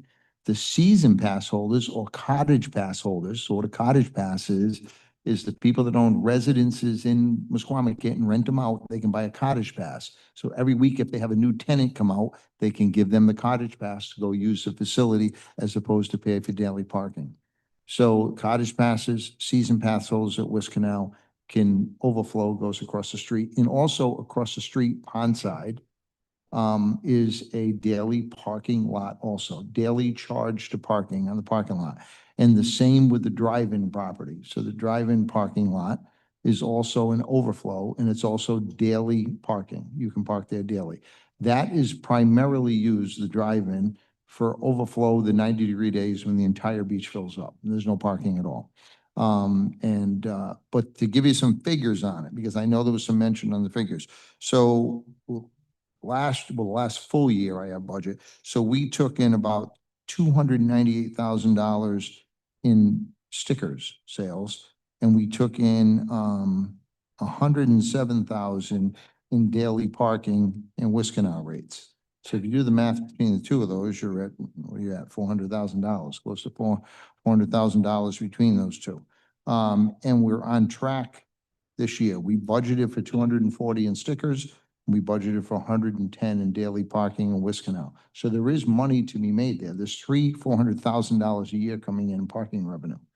And now we have also, we own the water slide property, which is a pile of dirt, as we know. So you're not really parking on that. We use the front of it for parking.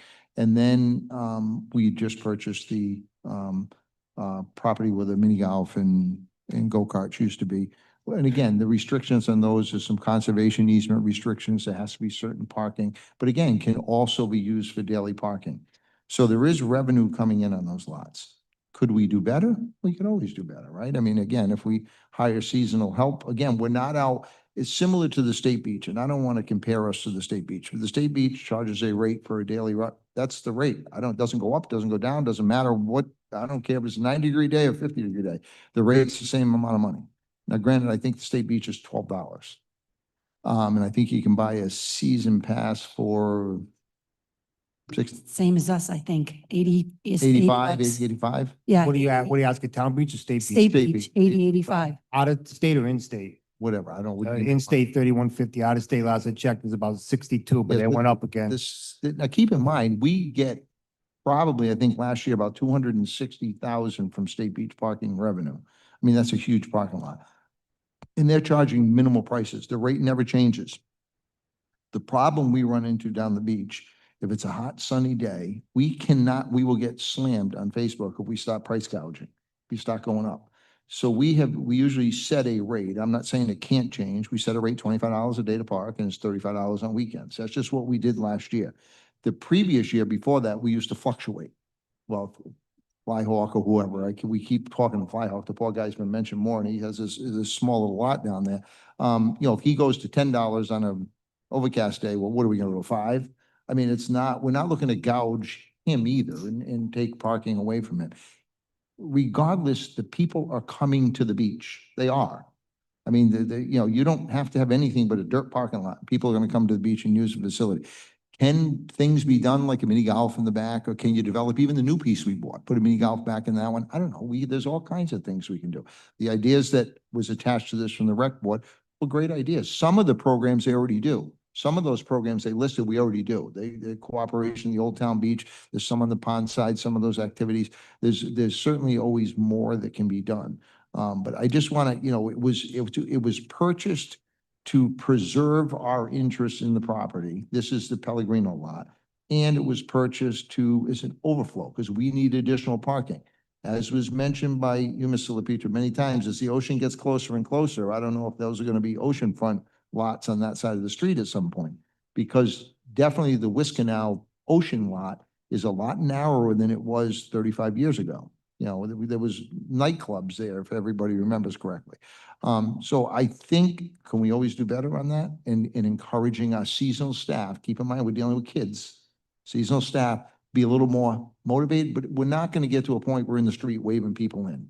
And we're not, really, that's not what, the state doesn't do that. We have not done that. God forbid somebody goes out there and gets, you know, whatever, hit or something like that. They come to us, believe me, they do. And there is revenue coming in their lots. I mean, there definitely is revenue coming in. You know, could we charge more and make more? I guess we could if that's the desire, but I think there's that happy medium is try to keep everyone happy and provide a service because that's what the desire is for those. So.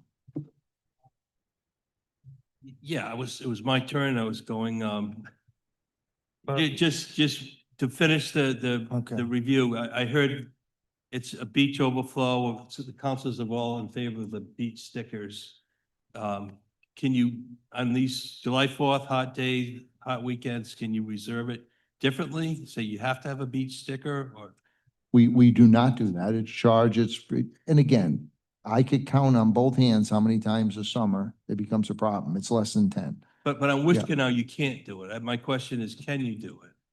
No, Wisconsin's got to be open to out of state, but No keep matter in mind, those passes, you'd buy different passes at that lot. You buy a Wisconsin pass, you can be from Massachusetts and buy a season pass to park there also. You know, Old Town Beach, as I refer to it, those are residents only, can only buy passes for that property.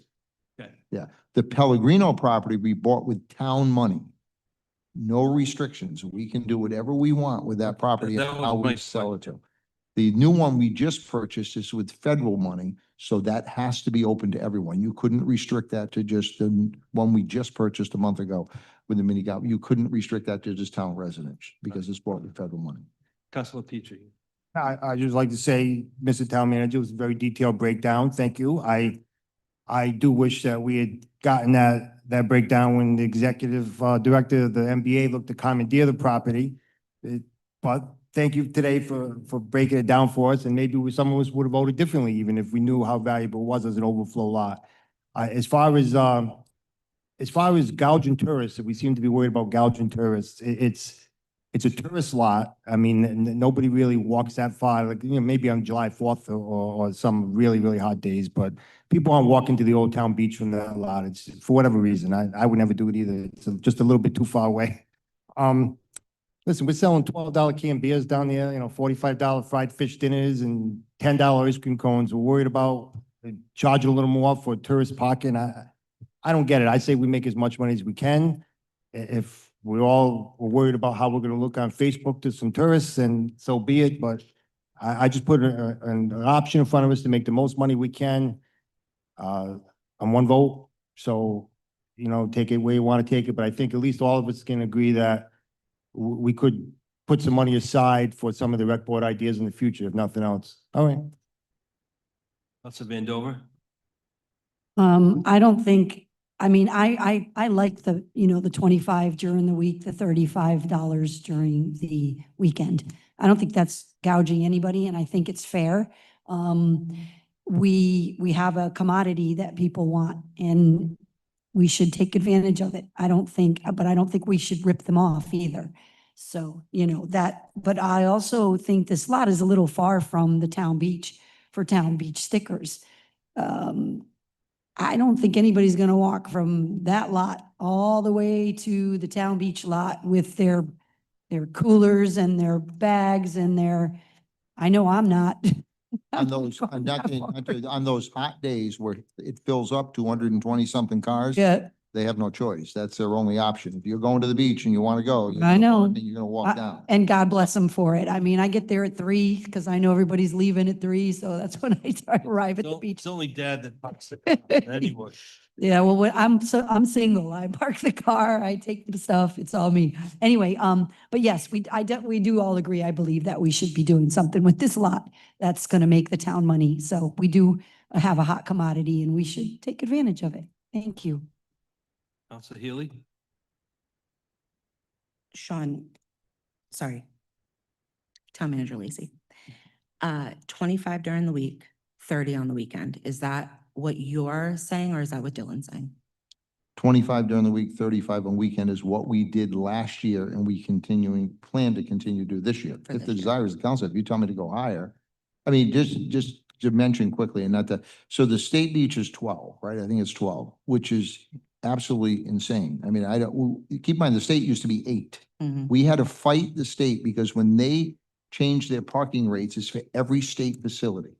So they enacted special legislation just to change Westerly State Beach to 12. All the other ones in the state are still 8 or whatever they're Mhm. at. Westerly's the only one that's 12, which again, I think the state is even shortchanging themselves because we get a portion of those proceeds. So we always encourage the state to go up to a reasonable price because it's more money in our coffers as a result of it. So, but anyway. Sounds good. Yeah, at the very beginning of my term, I mentioned the Ms. Squamicut should, for out of town or out of state, should be way higher. So I guess my question is I was under the impression, the information I was being given was that this current lot did absolutely nothing last year. That's not true. Okay. That's not true at all.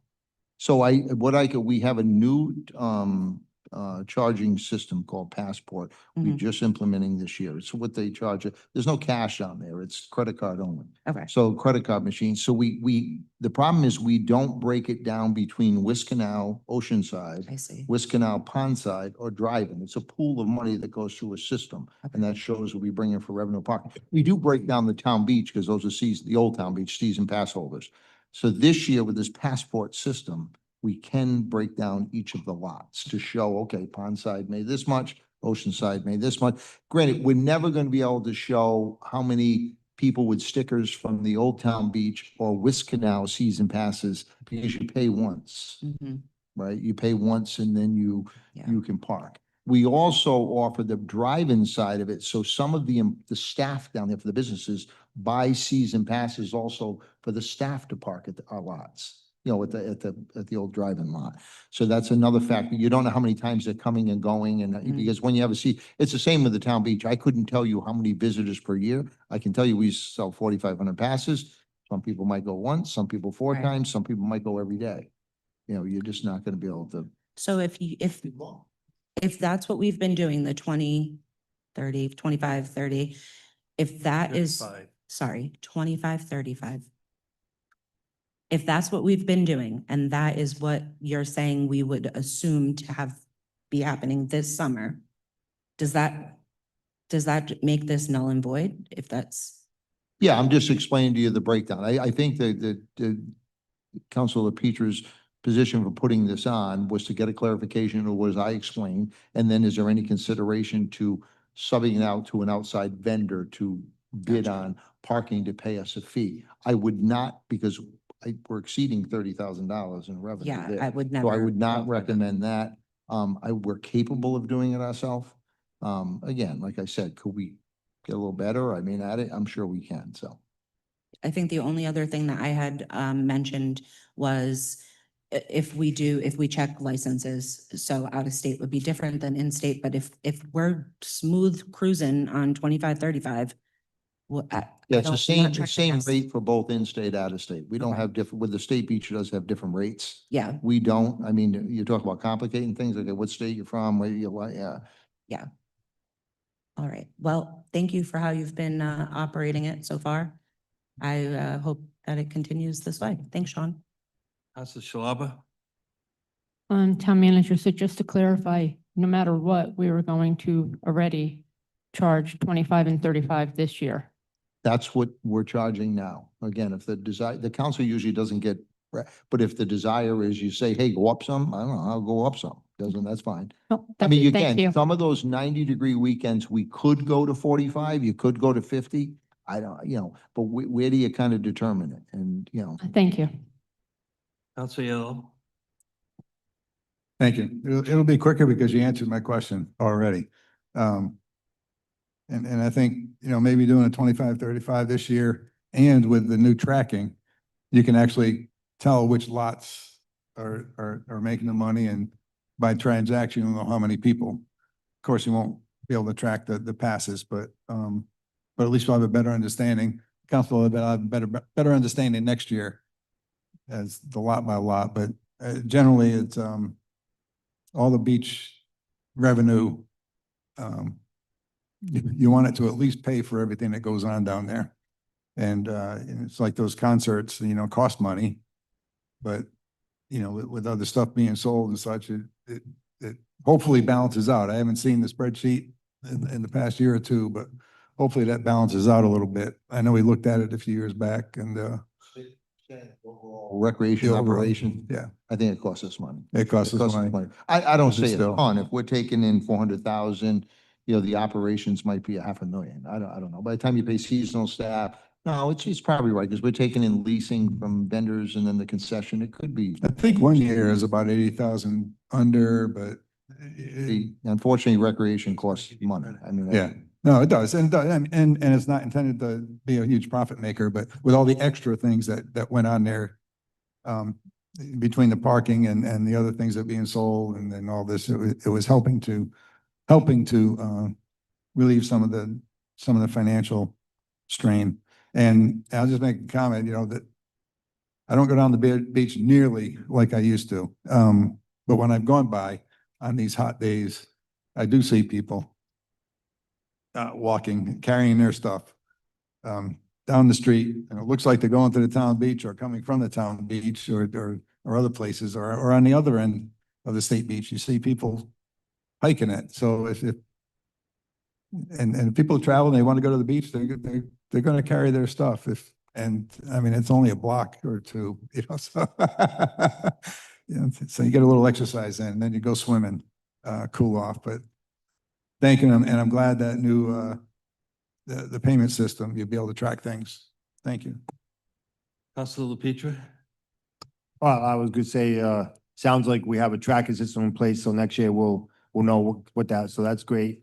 What I would like to do then is I make a motion to table 8I1, but I'm gonna talk about 8I2 in a minute. So I'd like to table 8I1, if everybody's okay with that.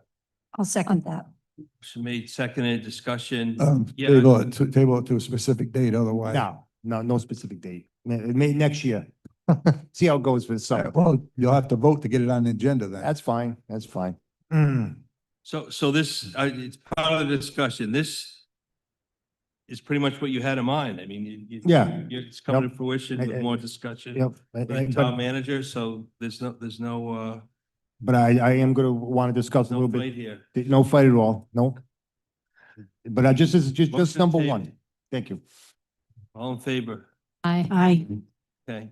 Item 2, referral to the Board of Recreation for current and future uses. I just thought this is what we should do on everything. There you go. So I am gonna still want to do this. I want to officially refer this. Looks like the rec board has already come up with a great plan, but let's officially send it to them. Let them kick the tires a little bit. Maybe they'll decide something different. Maybe they'll decide that we make too much money parking. Maybe they'll narrow down what we can do and when. Let's let them have it for a little while. I'll make a motion, I'll make a motion to send 812. I'll make a motion to refer to the Board of Recreation for current and future uses of 302, 308 Atlantic Avenue. Second. A motion made, seconded by Council Van Dover to refer to the Recreation Board. Discussion? Hearing none, all in favor? Aye. Aye. Opposed? Just to clarify, that was 8I2. Did I say 8I2? I'm sorry. What I did think you say? said 812, 8I2, yeah. Thank you. He mumbles. Sorry. Very good. It's the microphone. We haven't switched them around. That concludes 8I. Moving now to the. Motion to go back to 8G. So, second. Motion made to go back to 8G. All in favor? Aye. Aye. Any opposed?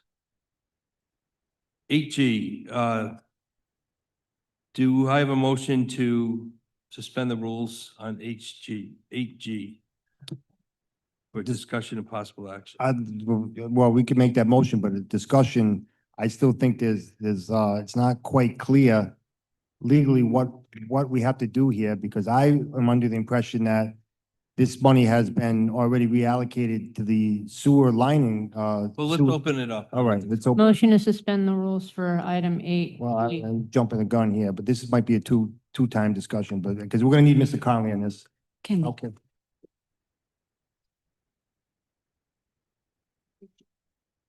I'll second that. Motion made second, all in favor? Aye. Any opposed? I'm opposed. Okay, Opposed. 2 people are opposed, 5-2 that this is possible action, potential possible action.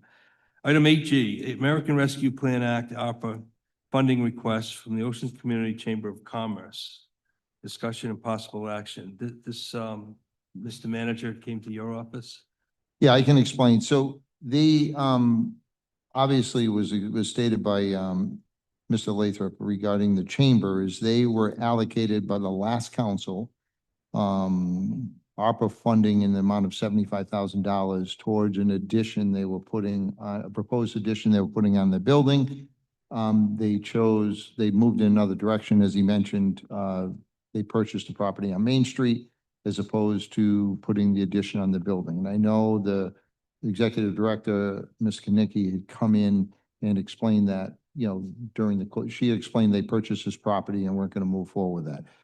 So what we did, we have a consultant that's representing us all on all the ARPA funding that we have and where it can be allocated and helping us with reporting and everything else through the grant department. So we went to them and said, okay, because we do not want to give anything back to the federal government if we do not have to. So said, let's find out what we can do. Can it be reallocated? Because we had, if you remember correctly, I think it was this council, the last dollar had to be allocated by a certain date and we had to have a list. So any overflow funding that came back, this council reassigned to sewer relining. And it was a tune of like $313,000 was going to go to sewer relining. And then as projects came in, if there wasn't stuff funded or they didn't use it all, that would go to sewer relining to make sure we used every penny. It has to be used by October 31st. So we checked with the consultants and said, hey, what's the chamber? So the chamber can be reallocated to a chamber project on Chamber Way, similar kind of. So would a roof project fit it? A roof project would fit. I know outlined in this letter is some landscaping that probably is not going to meet, we'd have to check. It's probably not going to meet the threshold of reallocating that. Or all the money just automatically goes to the sewer relining project, the $75,000. So I had spoken with Lisa from the chamber and told her what my findings were. And I said, if you have any requests, get them to us. I got a request. Well, the letters from Mr. Lathrop. And I had said, okay, I'll bring it back to the council because it's up to the council if they want to allocate it to another project at the chamber or the funding goes to the sewer relining. And that's your option. You can't create another project at this point, some other town project to allocate the money to. It has to be an allocated project already, which is going to the sewer relining. So that's kind of where it's at. So this is a letter outlining their uses. I had originally gotten an email from Lisa and I said, you need to put it in the letter format so I can present it to the council, which is before you tonight. So I know the mention was mentioned by Councilor Peter about Solicitor Conley or the solicitor's opinion. The solicitor's not, he knows we have a consultant doing all this that we're consulting with, but he didn't give an opinion regarding, so it was the consultant that gave the opinion. So it's entirely up to the council what the council's direction is. May I ask Mr. Conley a question? I was going to go to Council Van Dover, who provided this research. Okay, so I did do a little research on this and from what I came up with was that the funds, if not used, were supposed to go back to the, sorry if I'm echoing here, we're supposed to go back to the federal government as the town manager had mentioned. I believe the deadline was for December 31st of 2024, which led us to allocate it towards the sewer liner. I'm sorry, 25, which allowed us to do that to the sewer. And it's already allocated there. I'm not understanding why we are revisiting putting ARPA funds back towards the Chamber of Commerce's projects. That's my first question on that. And then with the letter that was received from Mr. Lathrop, it says on here that, let's see, as the town solicitor has advised, these funds must be used by the Ocean Community Chamber of Commerce or they will be lost to the town entirely. While we would have welcomed the option of unused funds to revert to the town for municipal purposes, that it is not permitted under the grant terms. Well, I'm not sure where you got that from, but I went online and I pulled up all the uses that we could use that money for, and we definitely can use it for making necessary investments in water, sewer, and broadband infrastructure, allowing funding for improving access to clean drinking water, supporting vital wastewater and stormwater infrastructure, expanding affordable access to additional projects, including a wide set of lead remediation, stormwater infrastructure, and aid for private wells and septic units. And it goes on and on and on. So I'm not sure where you got your information from. However, I believe that to be incorrect. And being as that it's already been allocated, we already voted for it, and we voted for it so it didn't go back to the federal government. How can we possibly now go back and take that 75 grand and give it to the chamber? It makes no sense to me. I don't think it should be done. I think that's a mistake. We are up against an $85 million sewer project, and we could use every dime we could get to support, keeping the costs down on that. So those are my concerns. I don't agree with handing the money back over to the chamber or anyone else for that matter, because it's already been allocated. We voted on it. We all agreed on it. We shouldn't be going back on that. Thank you. Just to clarify, so it can't, the stuff you listed is correct that the money can be used for. But because the money is already allocated, you have sewer relining as your only option. That's where your overflow money was going to.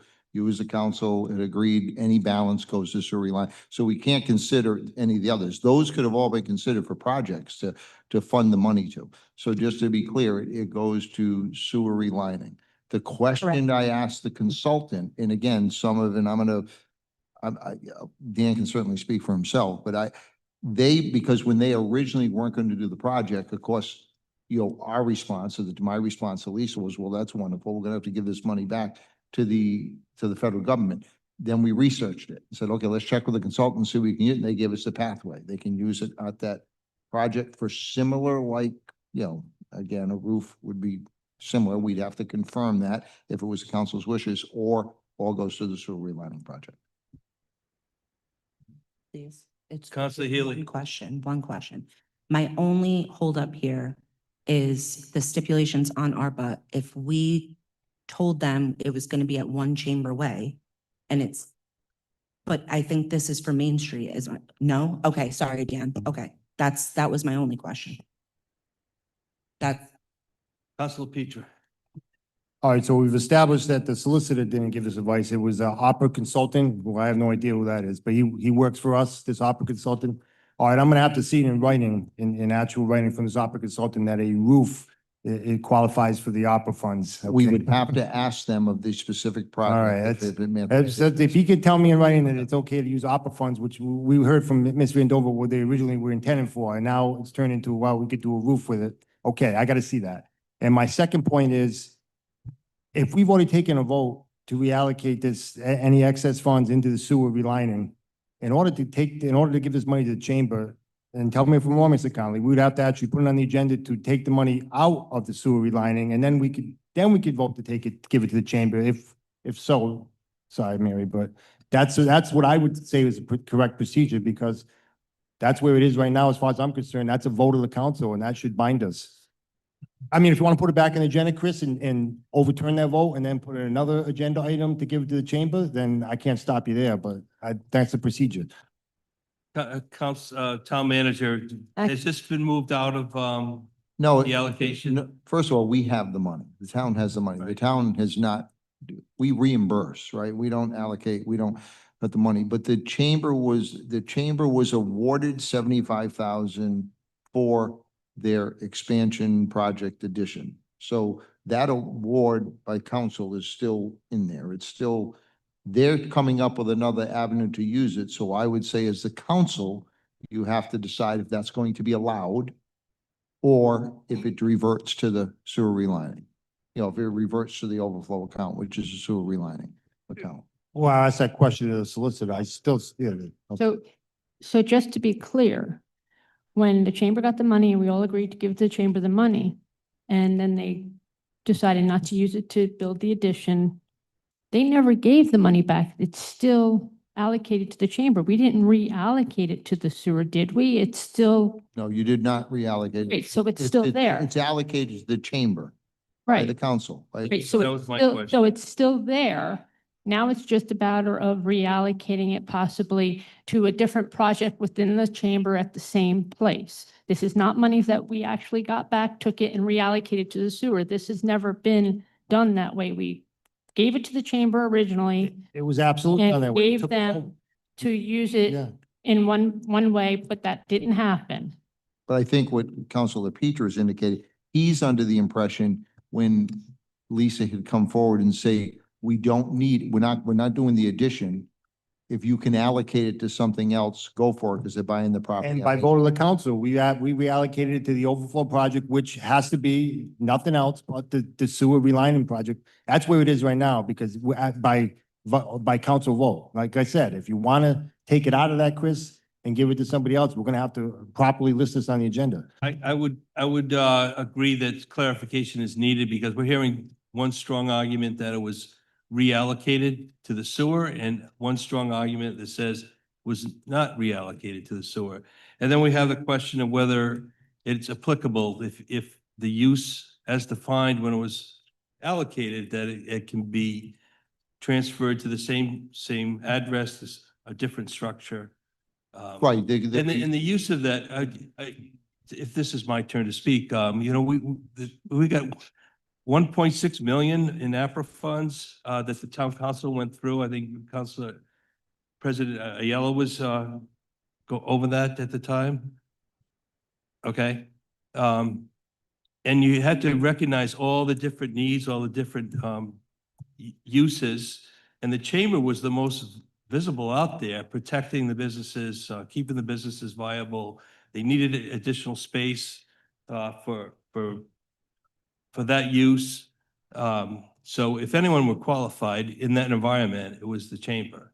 And that's Council Marone and his council, you being part of it, voted to allocate a certain amount of money, $75,000 out of 1.6 million. So there was a support for the chamber. We don't have that same, you know, urgency, if you will, but the same need is there to support the businesses and to have the space. So if they could supplement their letter of request with, you know, the original intent and the original request and how it's being, you know, pretty much the same request, I think that's helpful.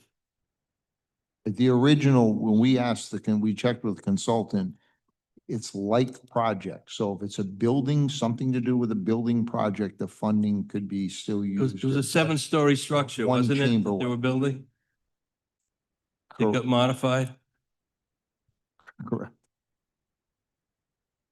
Just maybe from the record, it was April 16th, 2025 is when our meeting was. And it says that is when the Ocean Community Chamber of Commerce withdrew their request of 75K. Councilor Aiello, seconded by Councilor LaPetra, that the public hearing was closed. There was actually no vote. And I wanted to apologize because before the meeting, I was almost firm that we definitely voted. But I didn't want to misspeak on record, so it doesn't show that we did vote about the sewer. Bill, No, from when when Ms. Kinnicky came to us and they were withdrawing the 75K. It was under my impression prior to the meeting starting that just after that, we made a vote to reallocate that 75K to the sewer lining. And that is where my concern prior to this meeting came in on, like Dylan said, how do we repeal a vote and all of that? So I think it was automatic. You left it, the council left it up to whatever funding. If someone because there's plenty of businesses and whatever that received some of this funding. If somebody had a $10,000 they received and they spent 8,200, the 1,800 automatically went to the sewer relining. It wasn't one at a time, had to come reallocate it. That's where it was automatically going. So we didn't suspend our rules. Can I make a motion to? We did We suspend. did them. suspend them? She's making a motion. We can do it. All right, thank you for waiting. Councilor Aiello? Thank you. And just to emphasize, my recollection, that everything the manager said was just now was accurate. The council voted, it was an automatic thing for any of the accounts. Automatically goes to the sewer relining. And I remember the president of the chamber standing there and making a, I don't want to say a joke, but you know, you give him money back, you know, basically something like that. He gave it back. And so that money automatically, without another, it doesn't need another vote because it automatically goes to the sewer. And so I think, of course, I agree that it's going to need some legal opinion here, but I think I agree that we would have to take another vote to take it from that and move it back. I mean, I don't necessarily support that. I don't mind letting Dan say a couple of comments, but I just wanted to say that the way it is on the agenda, I don't think we can take any action. So. Yeah. All right, thank you. The agenda was set up as a request, and you can see that the manager feels differently. And that's why 5 minutes ago, I thought we should continue this to have a definitive answer, whether that money has been already reallocated. So Dan, would you like to, Just one quick do you need more money, more than 75? Yeah, no. Our understanding was that the funds had to be reallocated by 12/31/2024. So long as that money is going to stay in Westerly, we're not asking you to reallocate money that's going to stay in Westerly. What we wanted to make sure of is if that money is going to revert to a general treasury because we had changed the project after 12/31, we didn't want the late decision to mean that money reverts back to the treasury. And so we wanted to come and make sure we're not putting the town in a place where we're sending ARPA money back. I did not know we had put in this provision where it would go to the sewers. That was a great catch-all. And I think that catches what we were looking to achieve. So I'm not trying to, we can take it off the table. We just want to make sure it stays in the town. That's all. That's great. You know, I like you a lot better than Lisa. Thank you for coming. Thank you, thank you. Yeah. It's very, very generous. Thank you. This can be closed, right? The action is no action. Nothing to table It's it. over.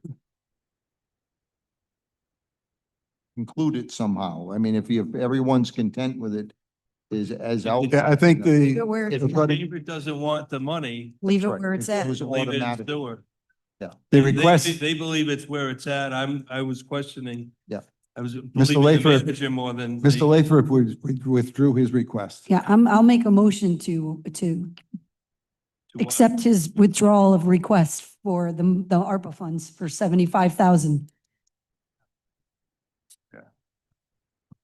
Motion made. Thank you, Mr. second. Lathrop. Thank you to the chamber. I wish All that in I favor? thought to bring you up earlier. But thank Sorry. you. Can you Yeah, just- can you just- thank you, Dan and Lisa. Well, in Excuse- Dan's defense, he was sitting there for a long time trying to, I want to talk. Motion was made and seconded by Councilor Petra to accept the withdrawal. No, I it don't wasn't. remember making. No one, I made the motion. Nobody seconded it as of yet. You didn't make a motion? I did make a motion. I said no one has seconded it. I will second it for you. Thank you, Alex. And Motion made and seconded by Council Healy to withdraw the request, accept withdrawal of the request. Any discussion on that? Hearing none, all in favor? Aye. Any opposed? Thank you, Chamber. Yes, not last. Under new business item 8H, Potter Hill Mill, discussion only. This is in light of our grant being reallocated or being pulled. Right, this is a result that we would note, now, we have not gotten anything in writing yet, because some reason there's something going on the federal side that refused to put anything in writing. So we are awarded the 14 million year 2 grant, but they basically said it's not coming because the money isn't available. But I asked them to put it in writing so we can, and they would prefer us to withdraw our grant application rather than them put it in writing. And I said, well, we've already been awarded the 14 million, so I'm not withdrawing the grant application by any means. So they said, well, you maybe don't hold your breath if you're expecting a letter from the federal government. But at any rate, we have not got the funding. It does not look like we're getting the funding for it. Something could change tomorrow, but it does not look like that's the direction it's going. So everything has been put on pause because of the lack of funding. And we chatted about at the agenda meeting, well, where do we go from here? And again, some of the concerns was, we had partnered with a bunch of different groups through this, as many know, the Wild and Scenic, DEM, Nature Conservancy, there was a whole slew of them. And what is the desire? Again, the dam itself, we had a structural engineering study done on the dam. I could be off on the time, 2 years ago, 3 years ago. The dam itself is not falling down. However, the sleuthways are made out of wood, the gates. The significant maintenance, Yeah. Mr. Ogle had Right. presented Yeah. that earlier in the. So, what do we do from here? What do we do with the property? We have neighboring property to it, which is owned by DEM. We were going to coordinate with them to make a park, along the river, the 2 pieces of property, once the dam was done.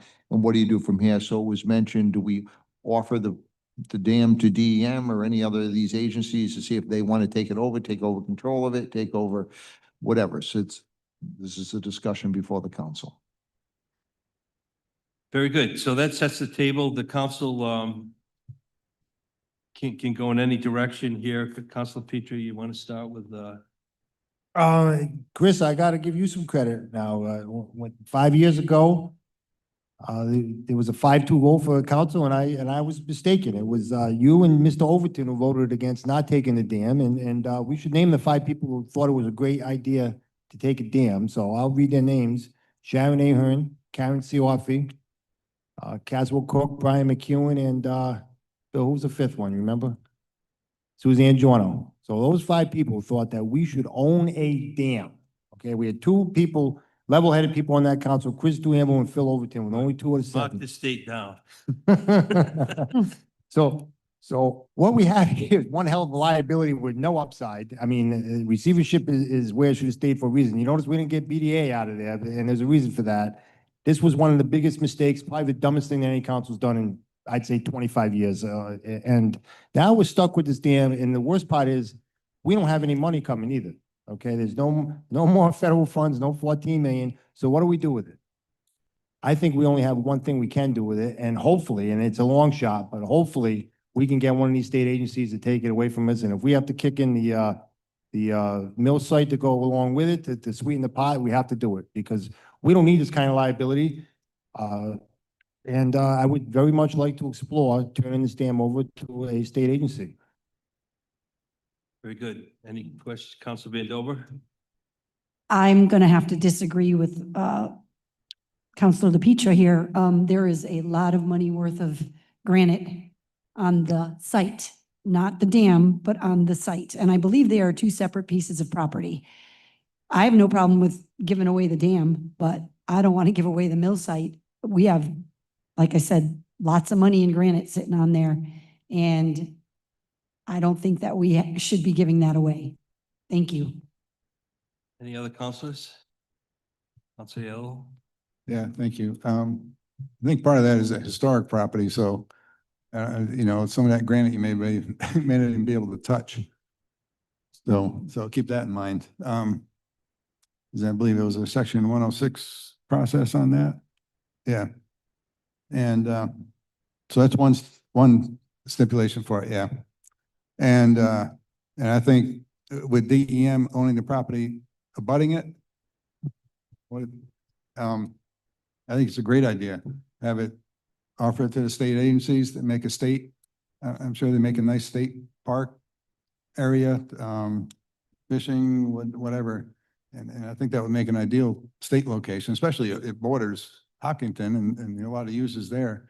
I think that would probably, that should satisfy everybody, but I would support, and I'm sure DM or whatever state agency would want the property, not just the dam. So Potter Hill Mill site and dam, the whole kit and caboodle, give it to the state and they can, and they'll make like a nice state park or something out of it. And that would be open to everybody. Okay. Any other comments? Council Healy?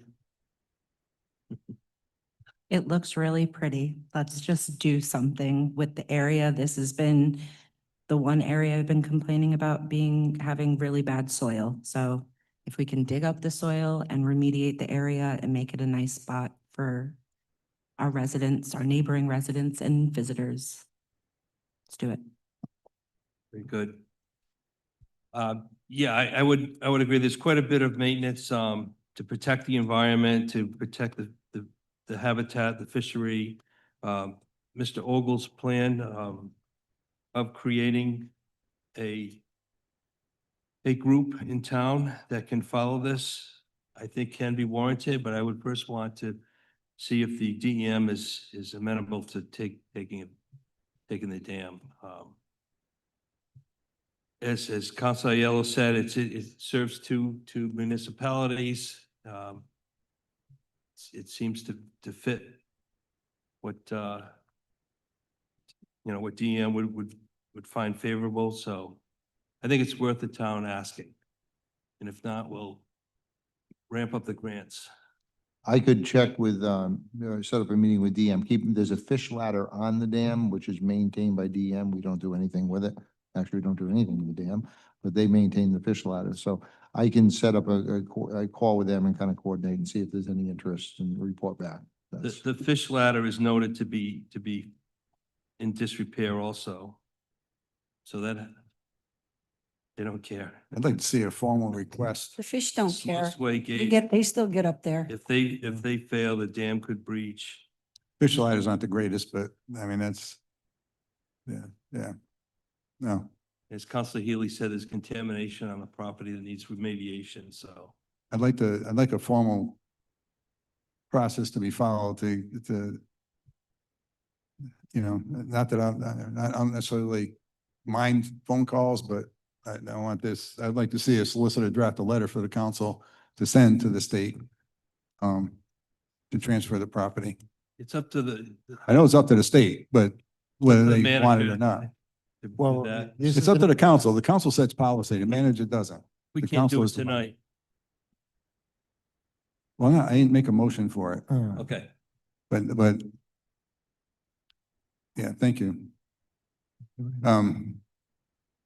But on the, so at the appropriate time and probably later in the meeting and just make that request and they have a formal process started to transfer the property. And that way that'll also force a formal response from the state. Chris, I would Any like, other questions, Yeah. Council? I agree with Mr. Aiello, and let's remember the DEM is not the only agency out there that could take this dam. I know, what was the one, the Wild and Scenic? Okay, I think they would take it. I would also like to follow Mr. Aiello's idea here and bring this back for possible action. I think that's the way it should have been listed in the first place, and start to make some formal letters and formal requests. I believe that's the way we should do it. We got to show that this council was behind this move. It's one thing for the manager to ask, but to show that the council was behind it, then they're going to know they were serious about giving this, because we played a lot of games with a lot of these state agencies over the last 5 years. And I think we're going to have to go all in now to get rid of this dam.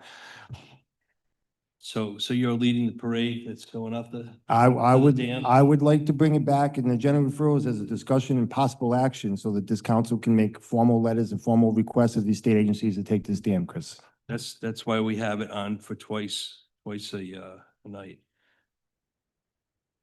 Thank you. Now moving to item 9, communications and reports. Liaison reports. Would anyone like to report out? The 250th committee, the Liberty Tree Yeah. dedication. I wasn't able to make it, but I heard it was lovely. It was a great Liberty Tree. There's no project. rain. Yeah, it was a great event. I saw you spoke at it, but yeah, a good event from the 250th Commission. Yeah. Yes, Councilor. Since you've been asking, just an FYI, since February 14th, we have given out 900 meals to anybody that needs it at 68 Pier Street, thanks to the culinary students. That's awesome. Thank you, Councilor Shalaba. Moving now to town council reports. 6/1/26. Anything? Town manager report? Yes, Mr. President, just pass these down. So the first one is the 250th Commission. That's an update. I'm just sending you an update because there was one more thing we paid. So I think the balance on that is 13,598. You can see on the report you got in your, it's whatever the new one is. It's a little bit lower than that. There's another invoice that was paid. It's 13,03816 is the one you're getting. So this is the breakdown of all the expenses. The 250th, I know was asked by Councilor LaPetra or Mary. I'm sorry. Shalaba. Councilor Shalaber on the breakdown of the 250th. So that's just a breakdown of all the expenses.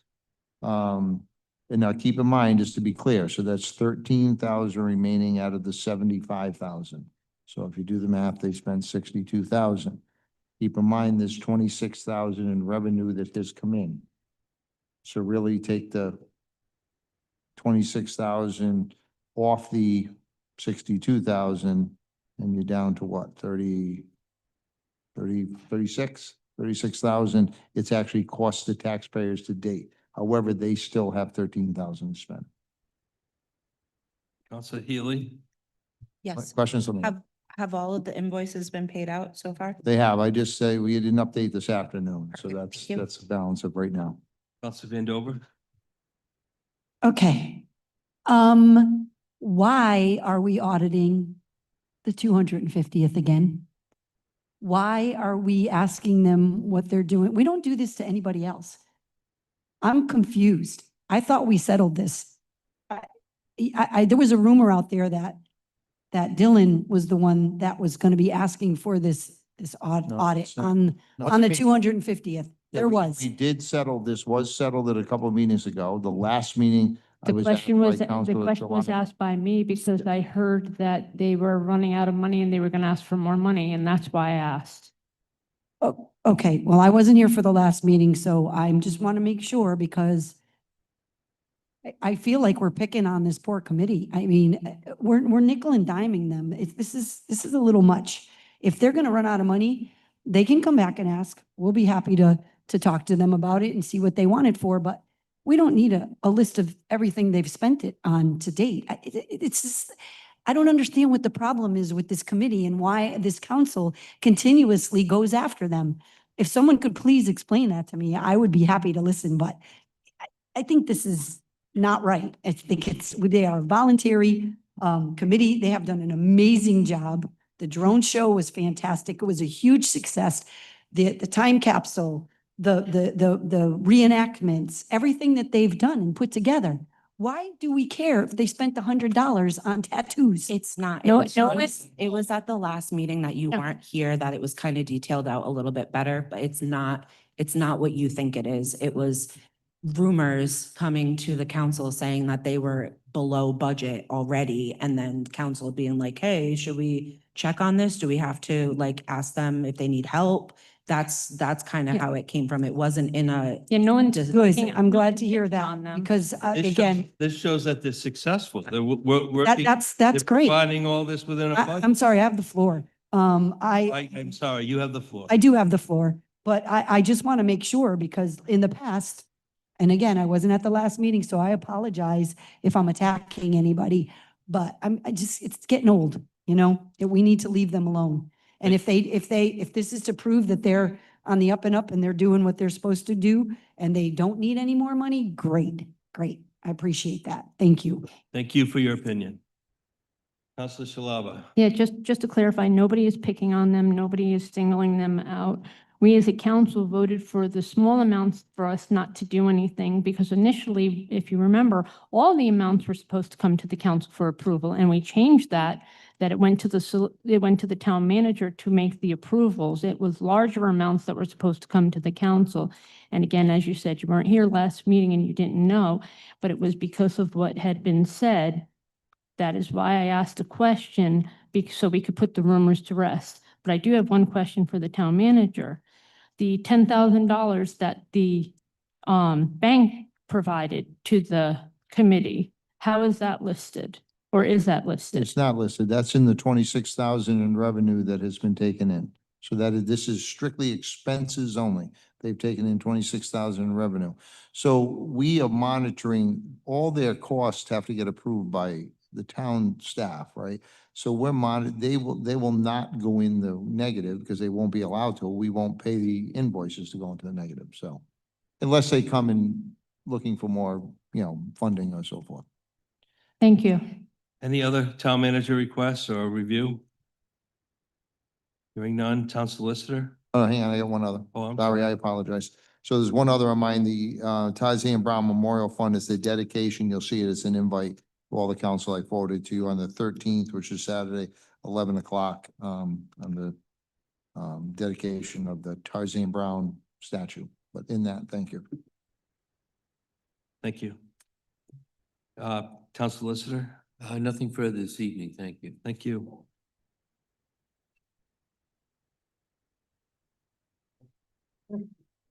Town clerk? Nothing to report. Agenda referrals and backlog agenda items. I'm going to actually put an agenda referral out there that I think we should support the Rhode Island Senate Bill 2481 about unauthorized occupation on properties regarding squatting. Mary, could you please repeat that? I did not understand what you said. Okay, so under the town council report, there is an item that I think we should support as a council. 3C. Which is support of Rhode Island Senate Bill 2481, which is unauthorized occupation of residential or commercial property commonly referred to as squatting. Thank you. You're welcome. Who wants to second me? I'll second that. I'll be your second. Thank you. Seconded by Councilor Healy. Yep.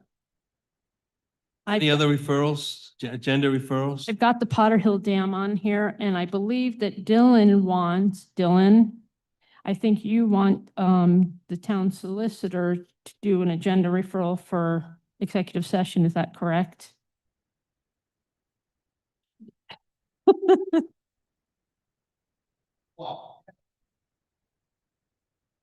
You need a minute? You guys need a minute?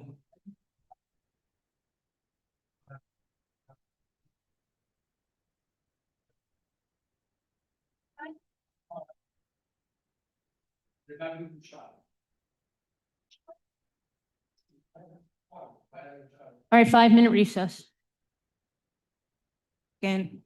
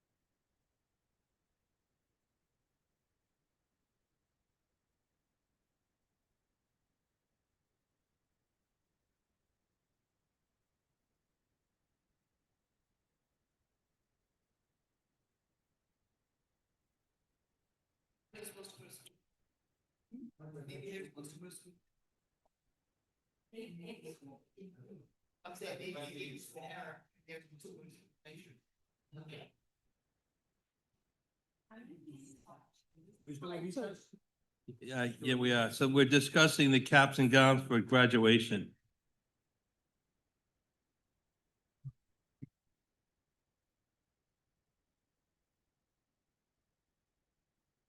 I'm gonna call this meeting back to order. We have 3 minutes. Agenda items, I think we had completed. Now we're on to requests of the town manager by counselors. Anything? Do we skip, agenda referrals? We had Potter Hill Mill. We had Rhode Island General Law 2481. Okay, I'm sorry, we're putting Potter Hill on as an official, what Bill said, right? Did you write a formal process? Yep. Something for that? Okay. All right. Well, that, Thank you. that one we can do. It'll be heard the second time. Any other agenda referrals? I'll start with that. Sound good. I just wanted to clarify that, I don't know if Dylan's request was to actually start the formal process to transfer Potter Hill. Understood, Counselor. Stop interrupting, please. I think I want to keep going. We only have a minute. Request of the town manager by. I'm going to counselors- finish. Chris, just I'm let going it, to finish. My gosh, it was a question. come on, we almost made it 9:30. Let Bill I finish. could have been over by now. Go ahead, Bill, please. I was going to make another one if it wasn't clear, but I wanted to make sure it was a formal process to transfer the Potter Hill Mill site and dam, and not just Potter Hill in general. And also not just the DEM, we could try other state agencies. To the as well. state Okay. agency, yeah. Thank you. State. Thank you.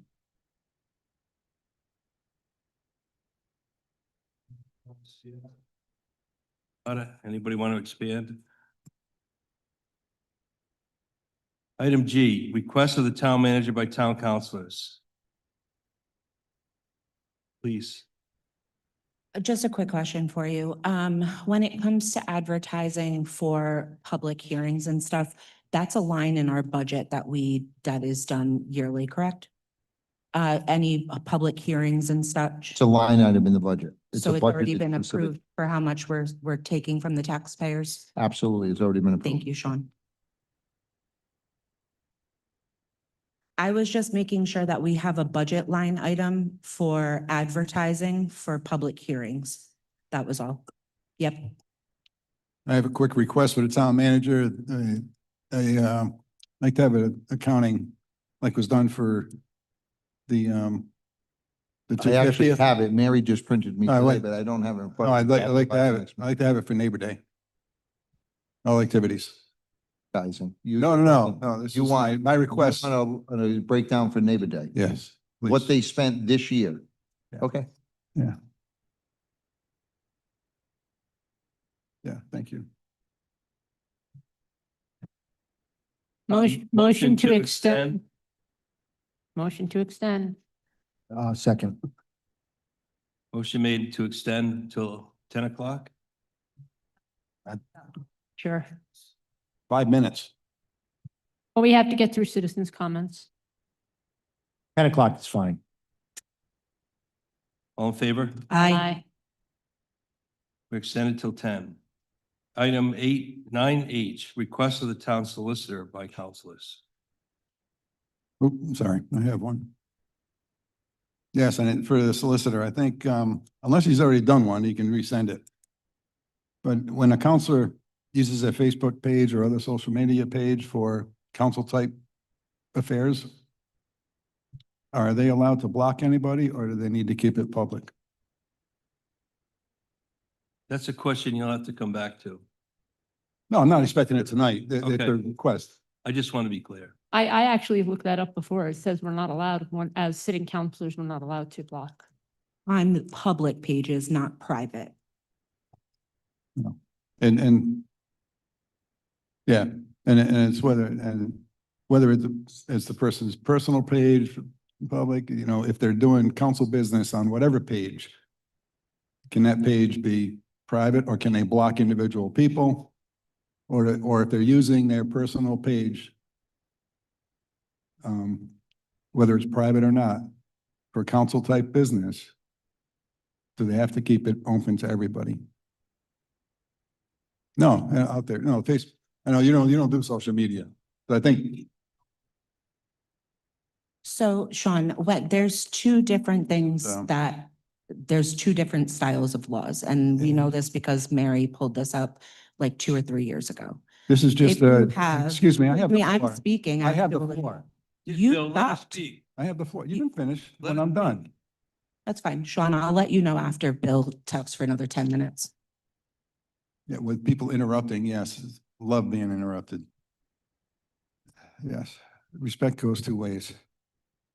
And the second one is using a town council signature type block on emails or letters and sending them out to people without clarifying that they're speaking as an individual and not the council.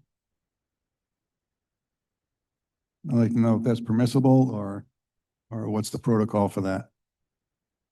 Thank you. Council Healy. Just to clarify, so from my research is what I'm gonna preface this with.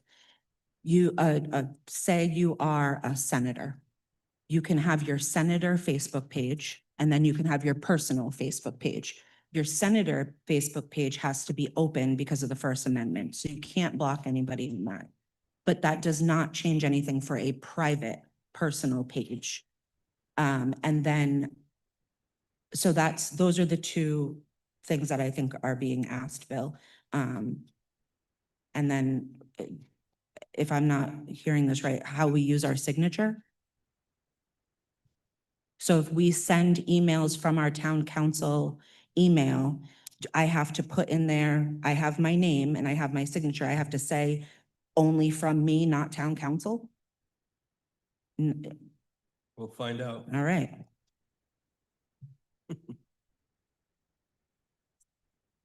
Just a difference, just a quick explanation. There's a difference between speaking as an individual counselor and giving the implicated or implying that whether it's directly stated or not, implying that you're speaking for the whole council or just, I think the solicitor understands my request. Thank you. It's just ridiculous. Citizens' comments. At this portion of citizens' comments, citizens are allowed to speak on any topic. We ask that you come to the podium, state your name and address. Is there a list? Is there anyone in the audience that would like to speak? The list is empty. Okay, hearing none. Second. Motion to adjourn with Councilor Healy, second by Councilor Vandola. All in favor? Aye. We are adjourned.